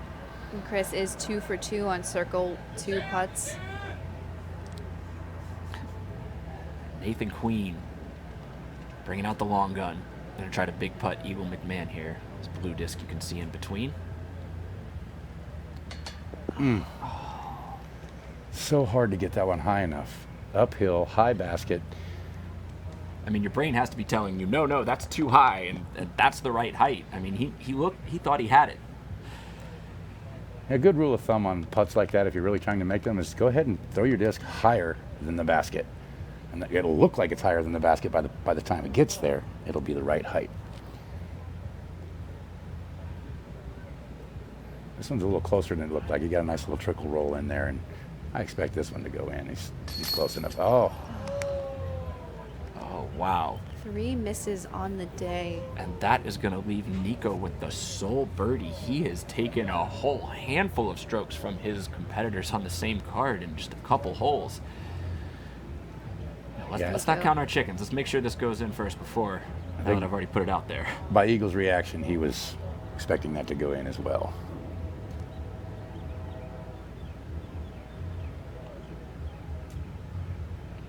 Nico making the most of the situation at this moment. Happy thoughts are flowing for Nico LaCastro right now. He knows he's doing something special. He knows he had to do something special or he's in danger of falling off of this lead card for the final round, and you know he wants to be staring at what he needs to get to with only 18 holes to play come tomorrow. We are just a few holes left. We're going to move on to hole 15 shortly. One of the final 2 par 4s on this back 9. Triple Mando. This one gets really tough, and this is the one where you want to have some momentum. Again, want to have those happy thoughts going into this hole. Definitely a gut check hole with the triple mandatory. If Nico can put it through there and put a little pressure on his card mates, you know, he can definitely climb back into this thing with another birdie here. Continue to see some big movers here on the day. Nathan Queen, as you said earlier, Ken, moving up, tied for first, shooting a -4 on the day so far. Behind him is James Conrad, who moved up 4 spots. And then falling back into the leaderboard is Albert Tom, only 2 strokes off our leader of the day, Chris Clemens. Albert shooting 16 down, and behind him, Nico LaCastro. Nico is still dropped 4 spots to start the day. He's currently tied for 7th, -1 on the day after carding an Albatross. Yes, eagle. I'm sorry. I just can't even believe it. Albatross followed by a birdie, and I mean, if he can keep that momentum pushing, he can work his way back up into the leaderboard. It's not often you get to say someone was 4 under over the last 2 holes. Without an ace on top of that, without a pair of aces. You know, Albert Tom, he has really come on this year and shown a proficiency when the lights are the brightest. He's not afraid, but he still has to face that island hole 17. He's 8 down for the day, doubled his record under par, going to 16, 3 off the lead. 3-way tie. James Conrad, he was here last year. He was in the hunt, and he is back trying to make a statement and take down his first major as well. Here's a replay from the putting green. Oh, didn't miss by much there. that was just low. Just a little bit low. The power was right. He wanted to run it down too. He had to stop himself. This He is wanted my a celebration. second day of watching him, and I still have yet to see him fly by the basket with a miss. He always misses low and directly in the middle. That's a good place to be, especially if you don't get the roll. As we see, this is a live camera there, and let's go to the flyover. Hannah, hole 15. Hole 15 is a 539-foot par 4 representing New Hampshire. This fairway contains a triple mando, which gives it a low ceiling feel once the triple mando is passed. However, the hole takes a complete 90-degree turn left into a very guarded basket position under a grove of small trees. If the mando is missed, it's very difficult line from the drop zone, which is about 400 feet away from the pin. So these players are going to need to dial in and focus on their tee shots.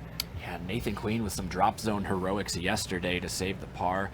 Nico LaCastro, momentum on his side. I think this hole plays a little longer than its card distance of 539. So you have to throw a good 400 foot out the tunnel, and then it's more than 139 feet from there to the basket. So that is exactly how you want to do it. Nico LaCastro dialed in, keeping it low and straight. you got a little tied in with those late trees after the mando there, but with a decent forehand, he should be able to get that up and down. And Nathan Queen, tough lefty shot to see if he can navigate. He missed it to the left yesterday. See if he makes the correct.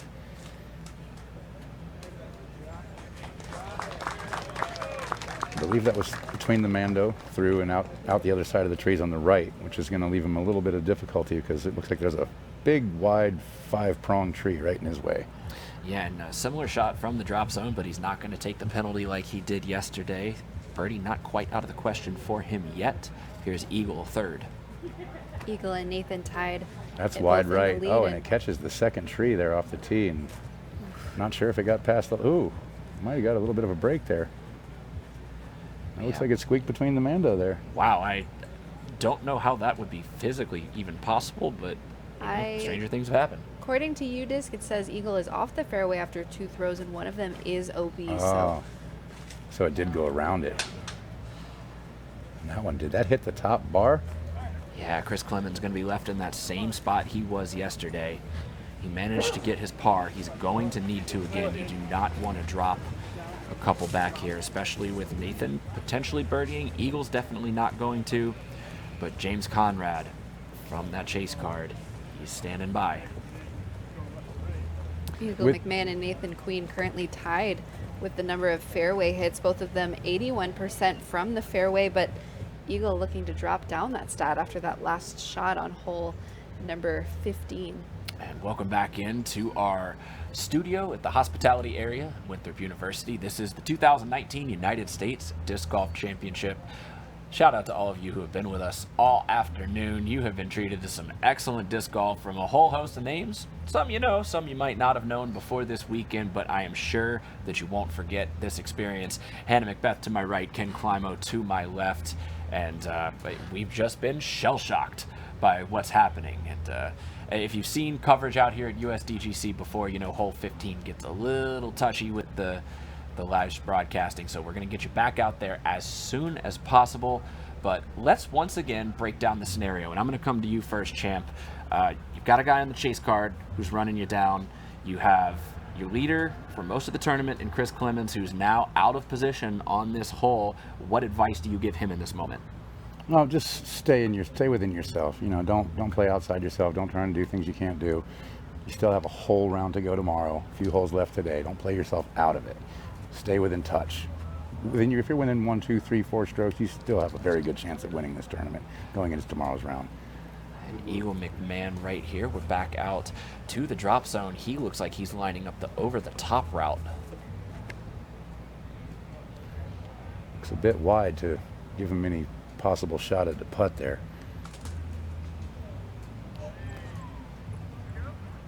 His cameras are pointed in the right direction. That is a really hard green to find. Let's see. He might have a look for par after all of that, and that is a route that very few people in the world can take. Yeah, it's a huge throw over top of those trees. I guess he was high enough to get back to the left to give himself a look, some sort of look. And here's Clemens right here. It's 2 days in a row, Chris has not been able to give himself the birdie opportunity, but as long as he can finish out with the par, he's not giving away any strokes to the rest of the field. And Hannah, I'll ask you quickly here to play the role of Nathan Queen. Okay, you just barely missed that one on 14. You were able to grab a good putt on 13. You're in the mix. You saw Eagle struggle. What's going through your mind right now, and how do you get back into this? I don't know what's going through his mind right now specifically, but he's new here. He's been here since the beginning of the year. He made his debut last year at the USDGC, and now he's coming on strong. Quietly, but strong, you know. I don't know. Nathan Queen just, once again, not really an emotional guy. He's really just playing his game, sticking to it, and not letting the highs and lows get him off of feeling like himself out there. You know, he's really showing up and playing his own game, and it seems to be working for him. Great insight from my co-host out here on set. Yeah, Nathan has been pretty steady in his mentality as he's going to go to the patent pending, one of the more famous styles in disc golf. Yeah, it's definitely tough to get the power on a patent pending stance, but it's needed a lot when you're in these trees like this and you have to stretch out and get a nice line around the tree. It's the only way to really do it and get some pop on it. Or through the tree. Wow, he's made it into the tunnel, but he's got a few of those hollies blocking his line to the basket. We'll see if he can manipulate an angle there to get a look at the basket. According to Nathan, the first time he traveled outside of a 4-hour radius from his hometown, he won the 2018 Pittsburgh Flying Disc Open A-Tier. He said, I can hold strong after I've messed up a little bit, and he feel like he really started to learn that about himself there, and we're seeing that firsthand here at the USDGC on day 3. Definitely a great tool to have in the bag, the ability to recover from the bad shot. He's going to have a tricky putt from those hollies, but he has so far been able to navigate it in the first 2 rounds and make some good putts on this green. With there only being 3 holes remaining after this one, my biggest take of the day is the lead was at 16 under, and now the lead's at 19 under. So they haven't grown the lead into, say, they're at 8 under average with a 16 under total. They, you figure it would be somewhere near 23, 24, and it doesn't look like it's going to get that low, which is letting definitely more of the field back into it from the chase card and the second chase card. Yeah, definitely. There have been some hot scores, just none of them from the lead card. Right. And this is what the spectators want to see, a bunched up leaderboard going into the final day. I think it's going to be a great, great round to watch and follow live. This is Nico's second shot. Go. Ooh. As good as his drive was, that's not a good enough result to guarantee the birdie. He's going to leave a lot of work left to do. More distance than he wanted on that putt, but I think he's found an opening to where he can actually putt at the basket without having to go around the limb. Once again, that kind of low release straddle style that Nico's known for, going to be very helpful for this green. And it's one of the lowest ceiling greens that we see on the back nine or at all out here at Winthrop Gold. And welcome back in. You know what? I've mentioned my co-host, but I haven't mentioned the fourth personality that's sitting here on set just over my right shoulder. How about this beautiful United States Disc Golf Championship trophy? And there's a lot of very, very famous names on this trophy right here, but only one spot left to fill before they're going to have to find, I don't know what they're going to do it after this. They're going to give it to you, champ. You've got your name the most times on there. Yeah, they'll probably start putting the nameplates on the back, but this is the last chance to get your name on the front side of the trophy. Wow. And that's something special when you can have a tournament that's run for this many years and you can have this many champions and still have the prestige and have the whole field for the entire year really want to get back to this moment in October. It looks like we are back out to the green of 15. Chris Clemens will be next to throw. Chris, one of our championship hopefuls to start the day. This was his first time ever leading a major. He's now putting for par from circle 2.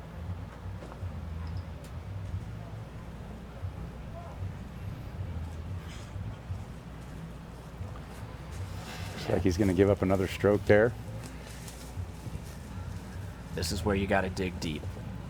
This is where you got to really figure out how are you feeling, what can you get to by the end of the round, and where, you can't think about it too much, obviously, but this is the crucial moment where it's going to determine whether Chris can stay on this lead card or whether he's going to fall back to chase. And that is a huge deal going into the final day. Some people like being on the lead card, some people like being on the chase card. It all matters how many strokes you are off the lead. If you're 10 strokes off the lead, you obviously don't want to be on the chase card. But if you're only 2 or 3 strokes off the lead, the chase card isn't a bad place to be. Nico with a somewhat obstructed putt for birdie from circle 1.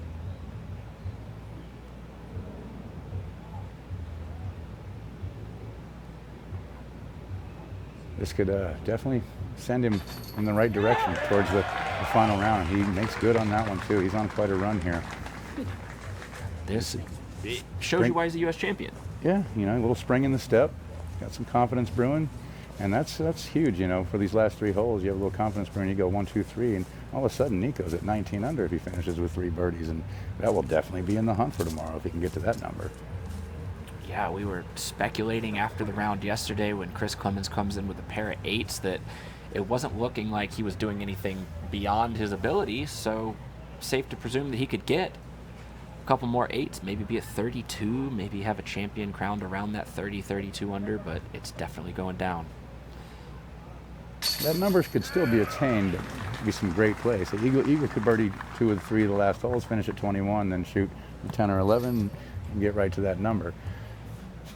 I mean, obviously we can speculate it about here on the set, but I think you would feel really, really confident coming in if you can be in the 30s under par in this iteration of the championship. I think 30 is a great number to look for at the end of tomorrow. I think anybody who reaches 30 will have a good chance to win. Nathan Queen's going to make his birdie putt on hole 15. Going to keep him tied for the lead with James Conrad with 3 to play. The first 2 players to get to 20. As our players walk over to 16, we're going to see some of the replays and highlights of this hole. As Chris Clemens, that was his birdie attempt. Here's Nico for birdie from the right side. Great control over his putter.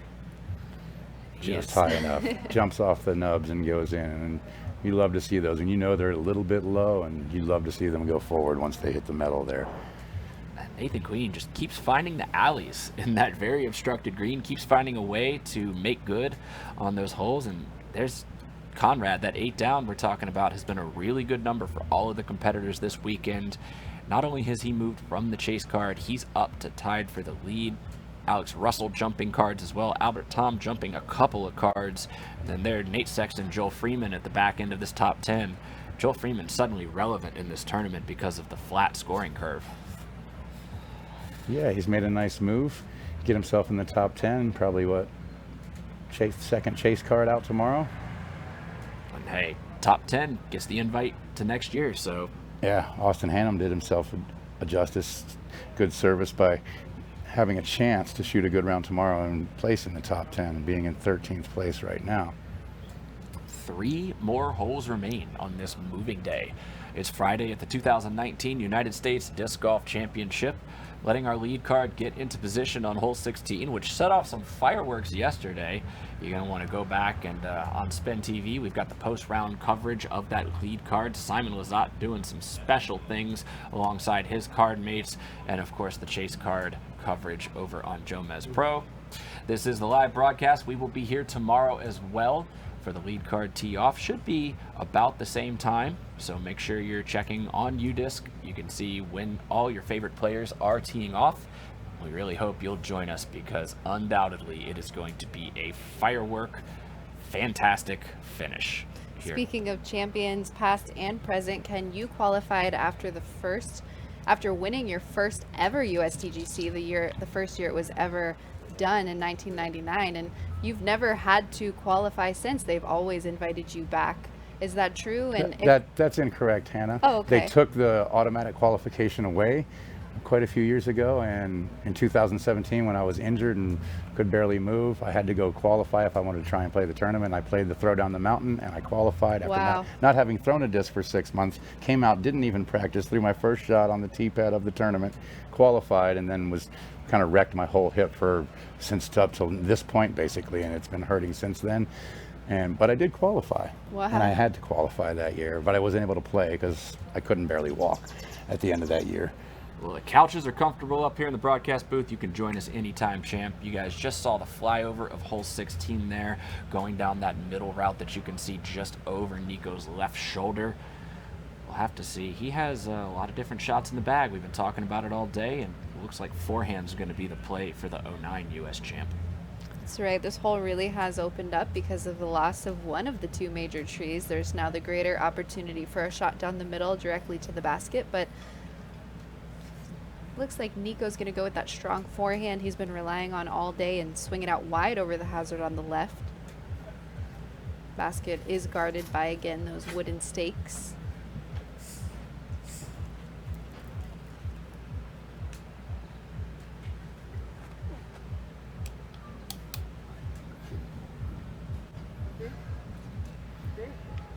Got it creeping over towards that hazard line on the right.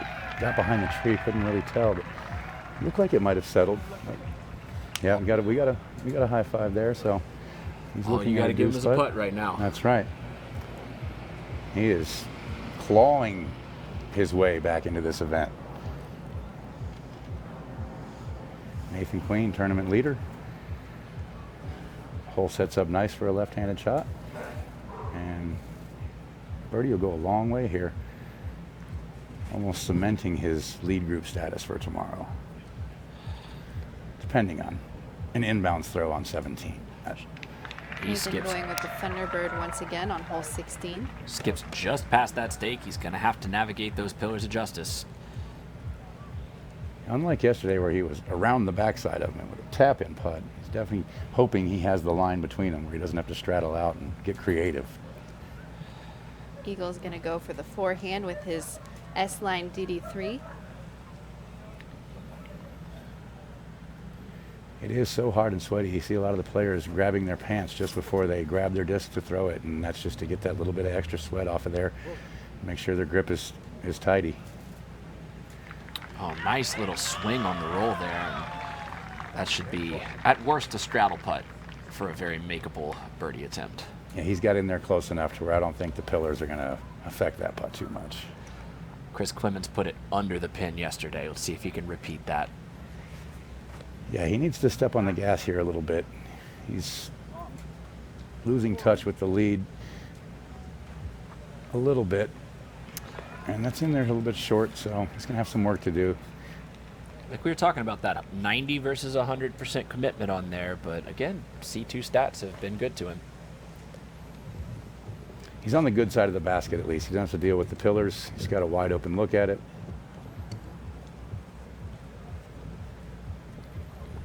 And we see a little wind blowing here and the flag at the tee pad, so could make for the putts to be a little more interesting if the wind keeps brewing up. Yeah, kind of for the first time this tournament. I mean, it's been really, really hot, obviously, but the wind has also been down. And we're starting to see old Winthrop. She's getting excited and getting ready to battle out as well. Well, it could be a sign of things to come with the weather change. We're supposed to have a big temperature drop going into tomorrow, so normally when there's a big temperature change, it does get a little windy beforehand. Pick your poison. You like the wind or you like the heat if you have to have one of them? Myself, I would much rather play this course with the heat and no wind. Hannah, how about you? Heat or wind when you're competing? I've competed in both. I live in Virginia now where there's heat and wind almost 24/7, and I also have played lots of disc golf with snow on the ground and ribbons attached to my discs, so I know all about it. That is not something that I know about. I've gotten used to the cold playing out in California myself. Chris Clemens here just outside of circle one. Speaking of cold, Chris qualified for the USDGC at the Beaver State Fling in Oregon. It's one part of the PDGA National Tour. Yeah, this make will go a long way. You can see he's taking a few extra seconds with this one. He really needs to get this one in. Oh, he thought he made it. If you'll notice, when these players miss, they miss low and on the basket more often than not when they miss. You don't hardly ever see them missing high off the top, and you hardly ever see them airballing it. So could be a little bit of nerves coming into play, not giving that little bit of extra momentum it needs to get to the basket. That's going to be Chris's 7th putt from circle 2. Yeah, Nico much closer than it looked like from the tee shot angle here. With no blockage from this side, relatively easy uphill putt here inside the circle, and he's on a roll. I think his juices are flowing, and he's going to can this one too.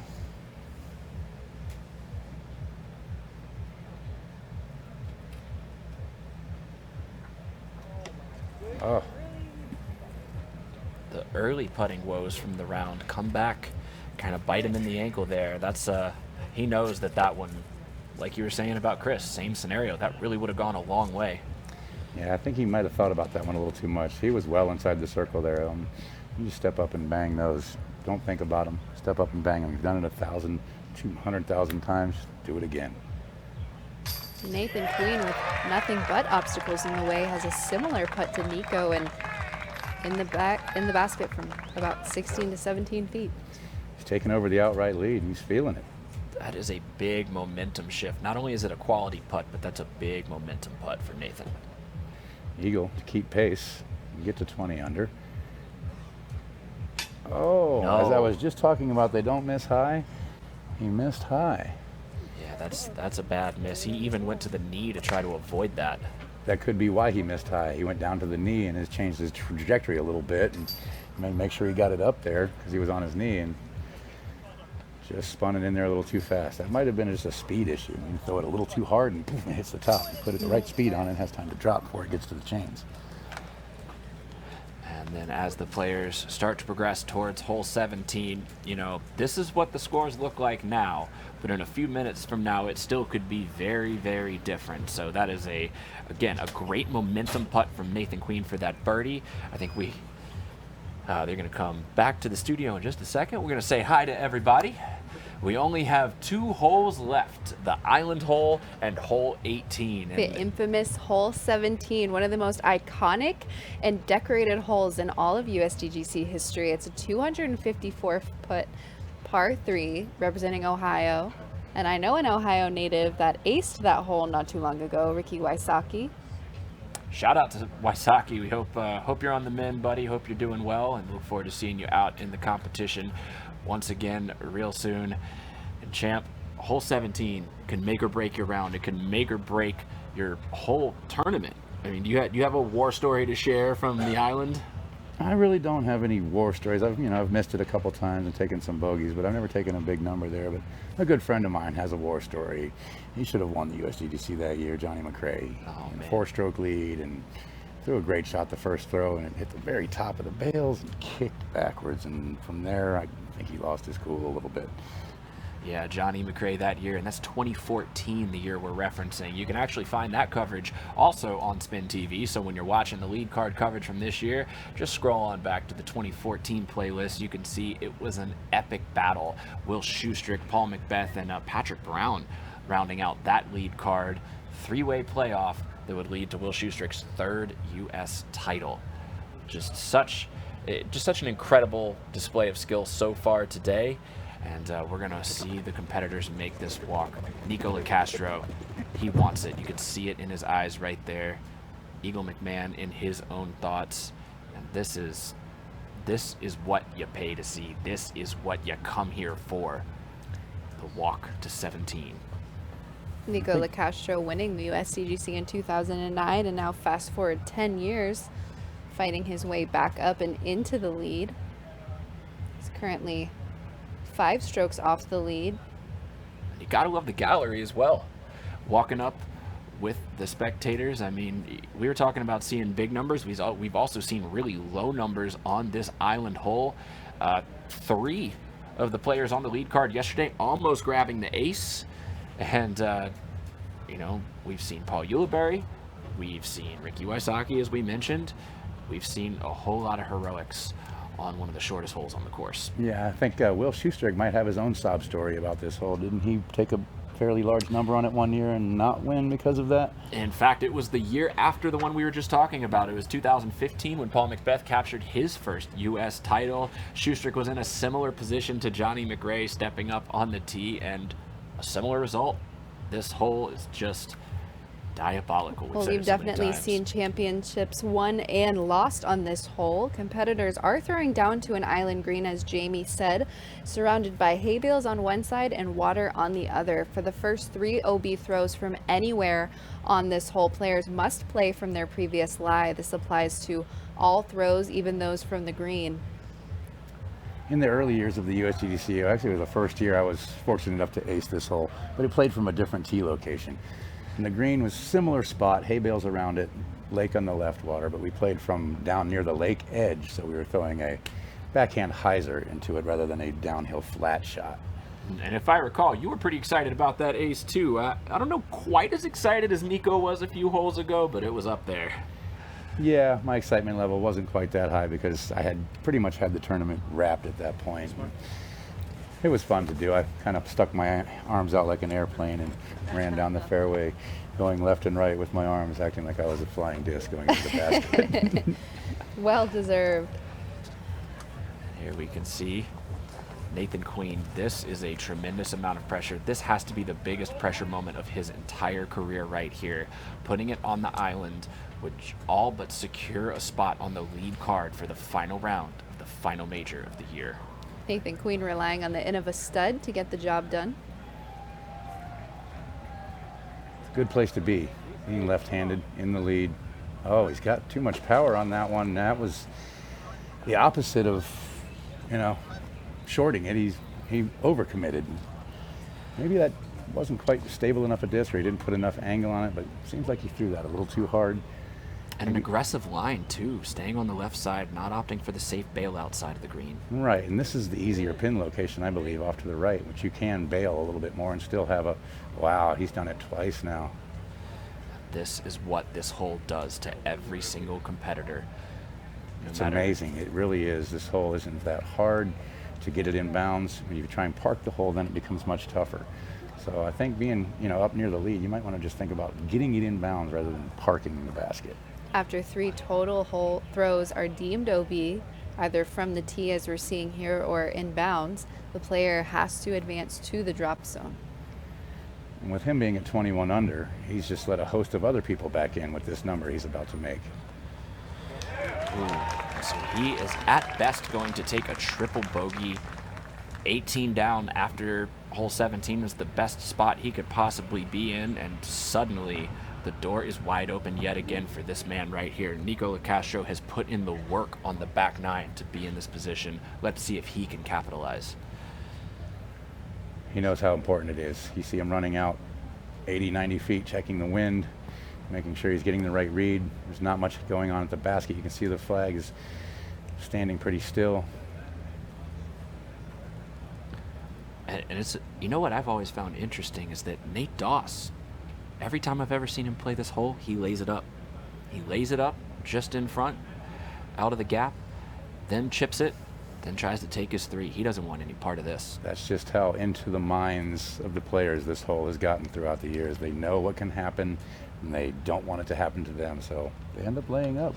Felberg did that quite many years too. He just laid up right out in front of the pad by about 60 feet and threw an open hyzer into the, and hopefully made his putt for his par. He knew he was going to get a 4 at worst. Here's Nico flexing the forehand. That's got plenty of D. He's done what he needs to do there. Go ahead and put it, 30 feet away. Just make sure you're on that island green. Yeah, he's probably talked himself into making this putt after missing that last one on 16. Some kind of mid-range here. Also a sidearm. The counterclockwise spin, and definitely have an advantage on this hole. Oh, slow down. It's a putt off. Held on to the back of the green. He's got the putt. But there will be putting directly at the OB behind the basket. If they were to airball it, it could possibly get over there. Clemens would really love to find the island here. Chris Clemens with his harp. And that's a great shot. Just one throw there, as you've been stalling a little bit the last few holes, and that one throw will get him right back in this event if he can make that putt.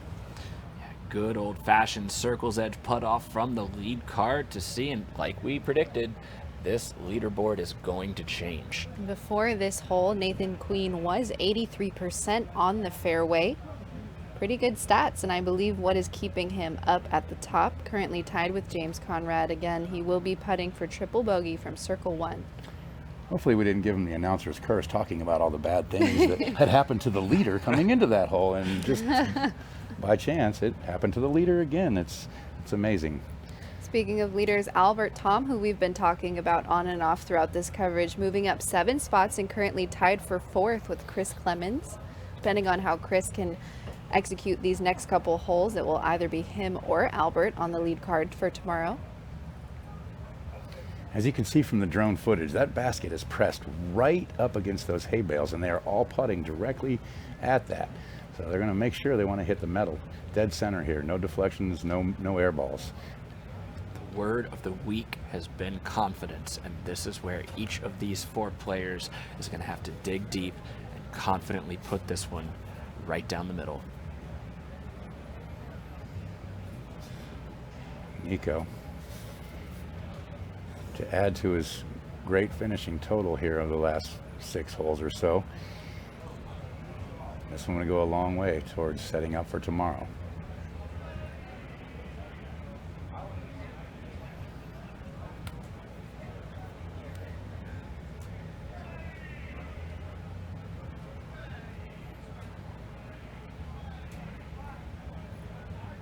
Taking a little bit of time with this one, as he did on the last one. Sometimes when you take a little too much time on a putt, it's not good for you.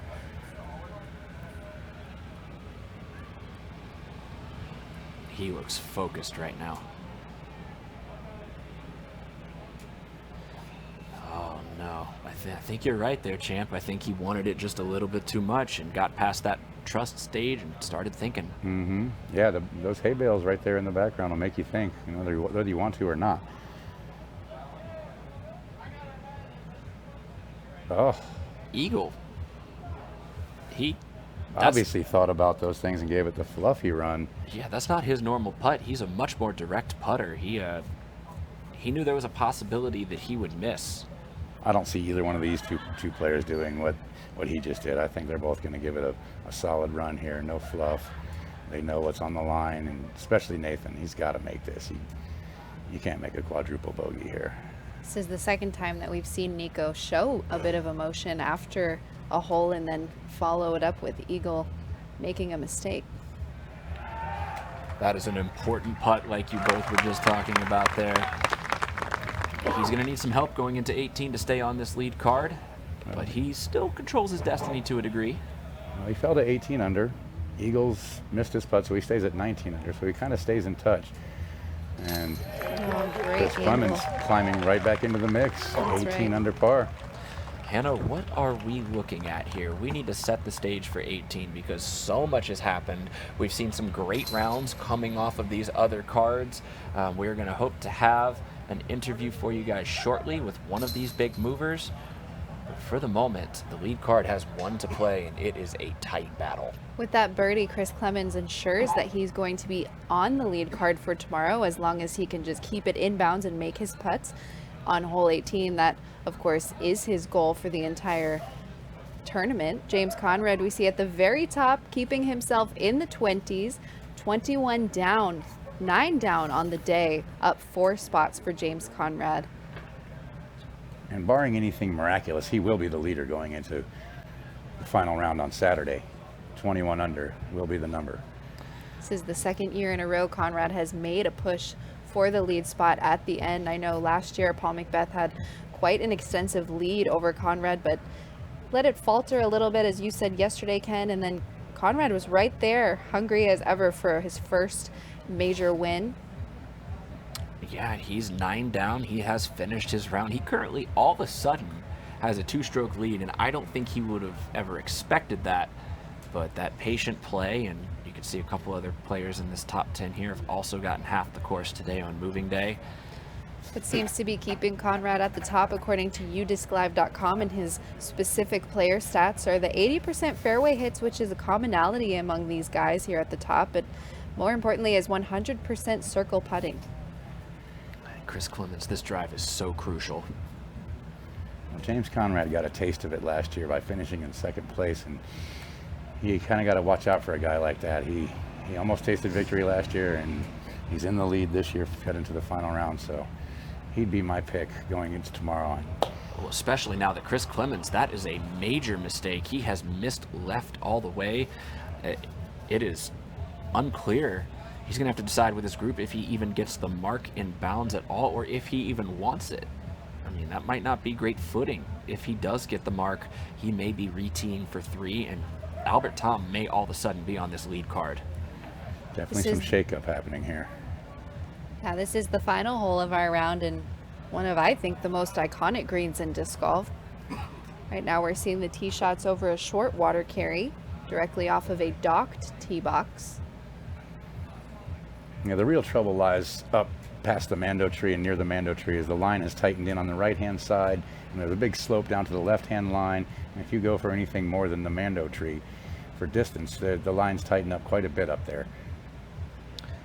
As you could tell, he didn't throw that full strength.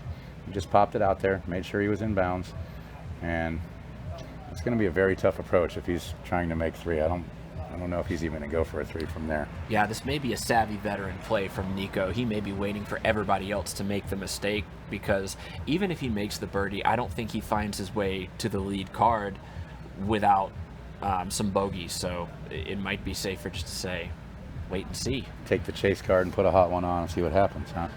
Eagle McMahon here. Wow, that is a huge forehand.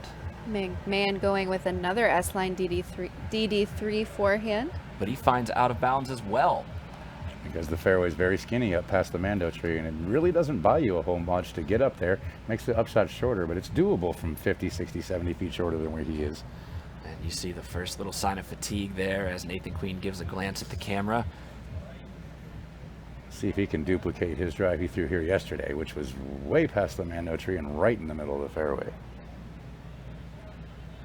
He's hung on to that one a little bit. It's out to the left, kind of like Chris's. Oh, it kicks off the tree. It's going to be safe. And he's found the bowl, what we like to call the bowl. It's an area of very flat footing, so he's going to have a good shot to get up and down from there. Nathan Queen opting for the Wraith off the tee once again. It looks like Chris is re-teeing. This is going to be his third shot. This is the worst nightmare on this hole.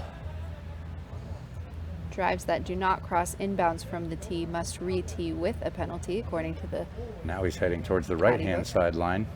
He needs help here. And that's also finding its way out of bounds. Oh, Chris Clemens may be heading for the third card at this point, and this is...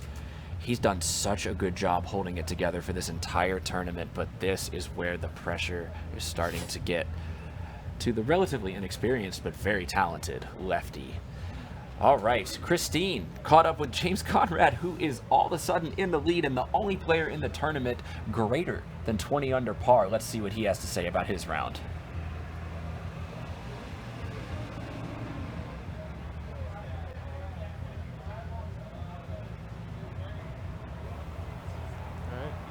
I'm here with James Conrad, who just came in hot from the chase card here. You had a slower start on the first round here, and then you came 9 down and 9 down again. How are you feeling so far? I'm feeling good. Yeah, obviously wasn't super pleased with that first 3 down to start, but back-to-back 9 downs I'm really proud of on this course. It's a really difficult track, and they're very similar rounds, like a pair of bogeys each round on not even really from OB, just from kind of mistakes on some of the more technical holes out here, but then I've been able to rack up the birdies, and the putts really what's kept me in it. I've made all my Circle 1 putts this weekend so far, and yeah, I've been able to drop quite a few from Circle 2 as well. So this course plays really well for a lefty. How are you managing? You don't throw sidearms. I've thrown a few out there, none off the tee, but yeah, I prefer kind of throwing Anheuser or left to right shaped shots a lot of the time over just a normal backhand Spikeiser type shot, so sets up pretty well for me too. Even though for most people that shot's going to be a sidearm or a lefty backhand hyzer, for me it's like some rocks and some AVRs and some MD4s, some turnover lines have been working out really well for me. So what are you hoping to capitalize on tomorrow going into the final round? I definitely want to keep the putts rolling, keep making all those. That makes it a lot easier when you step up to a 30-footer and you know it's going in. That definitely makes your round feel way easier. So keep that going. I'd like to avoid the OBs. I only had 2 today, and they were both on pretty nice-looking shots, but just went a little long. Yeah, if I can make the putts, keep it in bounds, I think I got a great chance at it. Fantastic. Well, thank you, James. Good luck to you tomorrow. Thank you. 4 or 5 strokes on 1 hole out here. Yeah, most definitely. And as we see, the gallery, the 18th, the Mando tree, and here is Chris Clemens throwing his 5th shot. He had a similar shot yesterday. He's going to need to replicate that magic to stop the bleeding. He needs to stay outright long enough to get past that little corner. And, oh, it jumps off the ball. If that's settled, that's not going to be too bad. But if it rolls down from there, it's going to be a tough putt. It's the complete opposite of the result he had yesterday when he hit those stones and kept in bounds. Very similar spot where he hit the stones. It just... Oh, green flag. Chris Clemens. Huge That's sigh of relief. It's a good feeling to be that spotter giving the green flag. Wow. Green is good. Red is bad. The USDGC. What a battle. Still like to know how far down below that wall he trickled. If it stayed near the wall, it's going to be a relatively easy putt. If he got down by the water, we're talking about a 60, 70-foot uphill putt, which is very hard to make. Competitors are throwing onto a blind green for their second shot that does slope right to left toward the water. And all you can do right now is just sit and think. He's going to have to wait for all the rest of his card mates to get up to the green since he's already there. Nathan. Leaving it out of that 50, 55, 60-foot range, which is almost impossible to go ahead and go for this putt. He's going to have to lay that up. Yeah, it would be ill-advised to even try to run that at this point. If he can just get the par, he's going to be on the lead card tomorrow. Going to be able to watch Conrad and look for the window to make the move.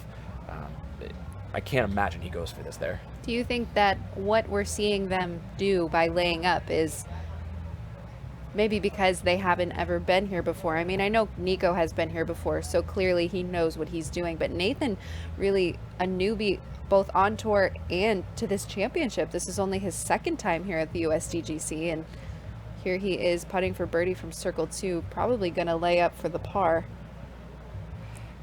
You might expect to see a little bit more aggression out of someone like Paul Macbeth, Ricky Wysocki, Simon Lizotte.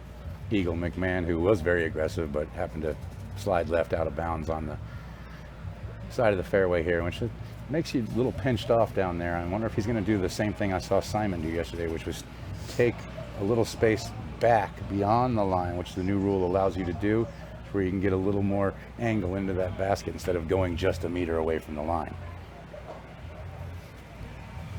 Yes, he's done that. He's taken it back on the line from the basket, from the OB, a good 25 feet, looks like, from the line to increase his chances of getting up and down. Yeah, that is rule 803.02 for those following along at home. Skip, skip, yeah. That was the perfect upshot from Eagle McMahon after maybe a not so perfect tee shot. If he's able to convert on that, he'll remain at 19 down and he'll be in second place going into the final round. Though multiple stroke swings can and do happen on this course all the time, 2 strokes back of the lead feels a whole lot of world closer than 3 strokes back with 18 to play. It does.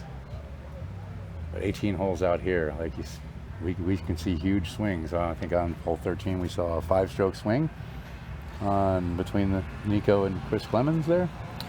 We saw another 3 or 4 stroke swing just on the hole prior to this one. Or no, it was a 4-stroke swing. It was a 2 to a 6, yeah. 4-stroke swing on one hole. Lots can happen out here on this Winthrop Arena. And even though he's laid up, this is not an easy upshot. It isn't. The wood chips, you know, they can be friendly and they can be unfriendly. They can skip you down there and catch you, or they can not let you skip and keep you high on the hill and make you have that tester putt. It looked like Nico navigated that one perfectly. Yeah, he saw it diving towards that OB corner, and there's just a couple little twigs and branches and things that poke out of that corner. You don't really want to challenge it, but he stayed above that wall, right where you want to be. And here's decision time for Nathan Queen. I think if he's got any sensibility, he's going to lay this up to remain on the lead card. He looks like he's at least 60 feet away, and being lefty, it might, yeah. Oh no. As I was saying, those wood chips can grab you up and stop you a lot quicker than you think it's going to stop on that downslope, especially with a putter type disc. It might have been better to throw that disc upside down and let it slide where it can't catch the chips. Well, this is a very interesting scenario now because he is putting to remain at 17 down after this round, and I believe, Hannah, Albert Tom is sitting at 17 with Nico right behind him. That's correct, Jamie. Albert Tom out of Estonia has moved up 6 spots on the day. Currently at 17 down, solo 5th place. Nathan will need to make this putt to remain on the lead card. And if he misses this putt and gets a roll away, then Nico LeCastro might... this veteran move might just pay off. Here we go. This is it. He's still got a good 25, 26 feet here.